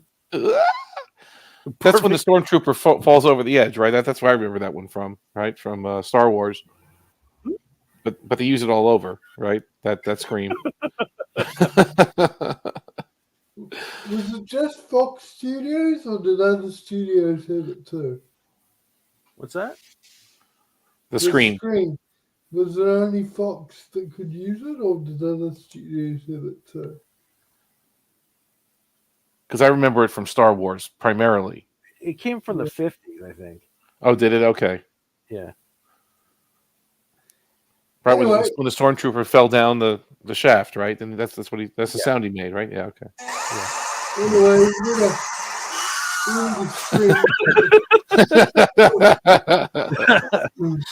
They had a Wilhelm scream recently on, I think it was Lower Decks. They threw on a Wilhelm scream, didn't they? Oh, did they? A little Easter egg.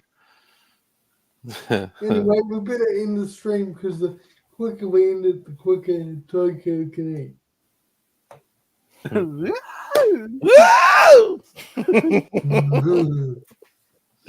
reminds me of the guy from Police Academy. Oh, he was good. Yeah.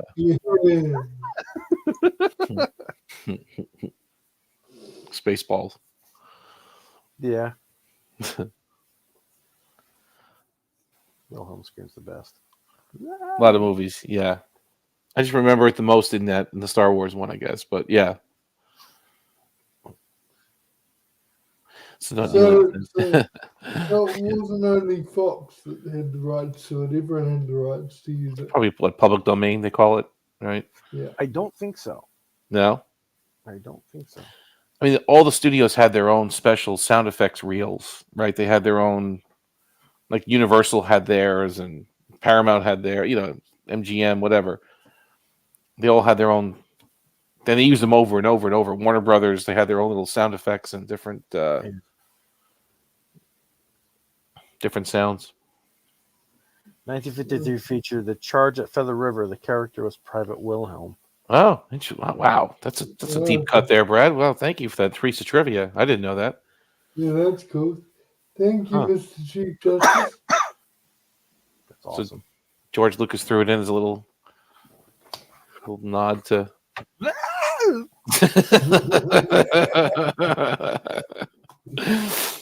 To Private Wilhelm. I don't think it's public domain. It is not public domain. Oh. It's not okay. It's not. It's just borrowed, maybe. You know, right? Borrowed. According to Google. Mm. Oh, when Google was reputable, now it's as bad as. Like Universal has that sound of the roar, right? Like when the monsters, the roar, like that, right? And they use that in so many different movies and TV shows and what have you. I think Brad Wolf missed this one. The Wilhelm scream was first used in 1951 as a Warner Brothers film. I'm sorry, let me share this. So, and the screen share, we're looking at this right here. And the Wilhelm scream was first used in 1951 in a Warner Brothers film called The Distant Drums. It appears in a sequence where a man is bitten by an alligator and, you guessed it, screams.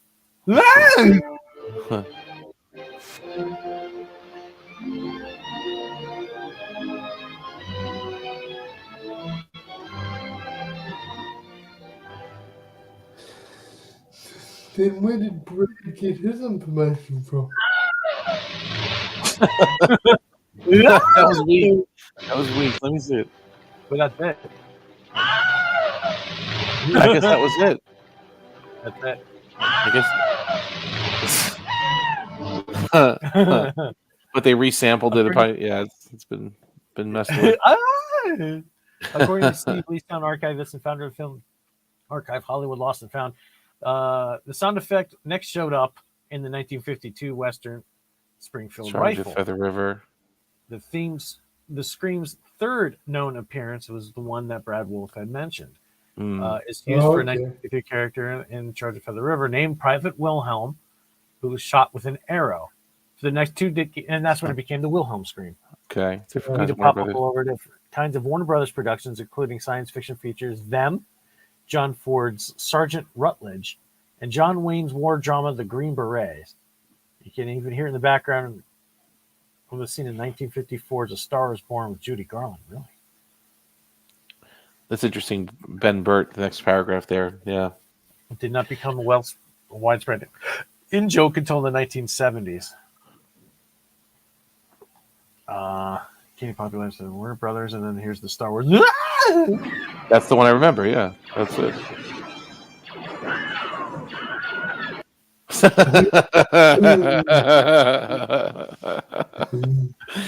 Ben Burt, genius.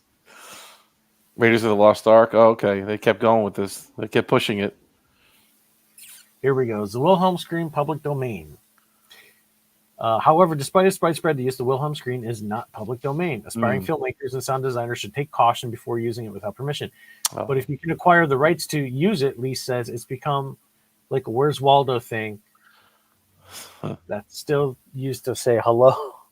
Wow. To other sound editors are paying attention.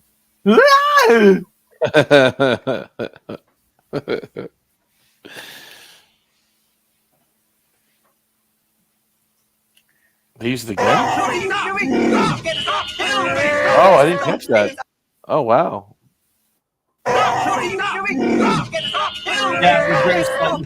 They kind of dubbed it down that one. They didn't have it so loud on that one. Yeah. What's this one? The Mandalorian too? No, it's a fan edit.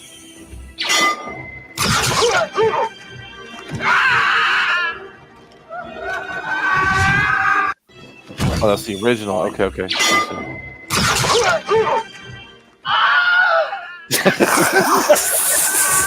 That's so much better. So much better. So much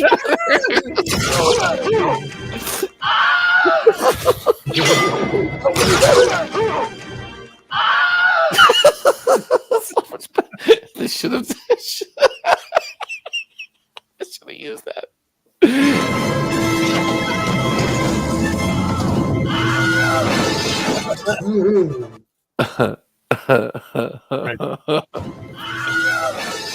Oh, it's funny. So funny. It's a Goofy movie? Be attraction when I do. It's there. Wow, it's definitely when I yeah. It's like a sound editor's little joke. You know, it's a little It's cute though. We're not doing Lightyear. I'm not giving that movie a minute of my airtime. But that Universal Lion Roar is interesting too. If you ever watch the video on that one, you see how many times they use that same one. King Kong, Godzilla, all the different, Universal ones. No worries, Brad Wolf. I think that's where they got the name of the sound effect from, was from the movie you mentioned. I wasn't criticizing you, Brad Wolf. And John says if they had to pick one scream to use over and over again. This one. Ladies and gentlemen, the name of this live stream is now being entitled to Wilhelm Scream. No, I'm just kidding, because that was a joke. I'm leaving. Yeah, that's the name of the stream now. Is now.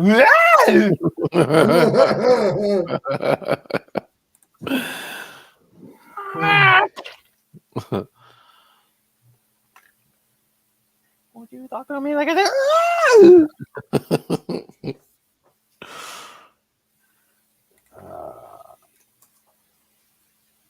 All right, folks, let's go ahead and give this one a close.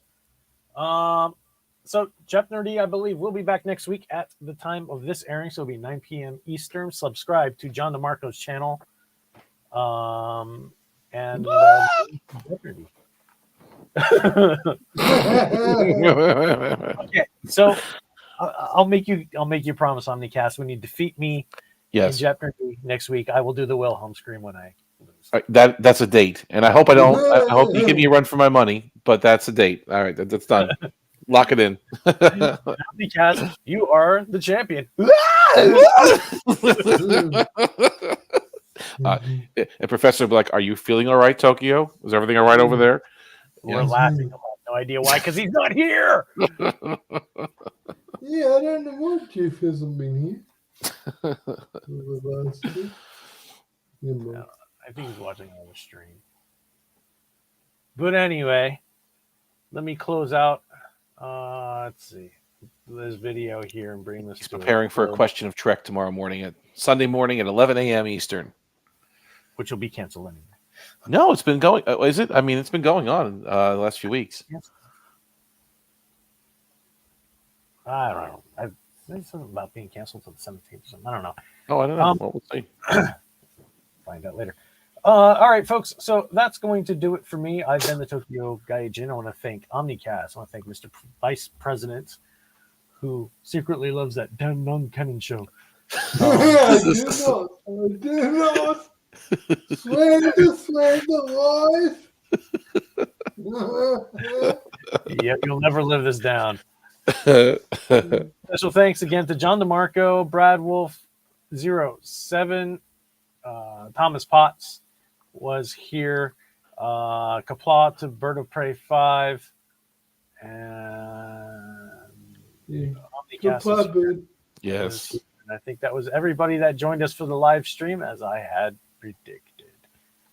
And going to steal another well-known YouTube's outro. So that's it. I've been the Tokyo Gaijin. Thank you for joining us. Be brave. Stay wild. We'll see you on the next adventure.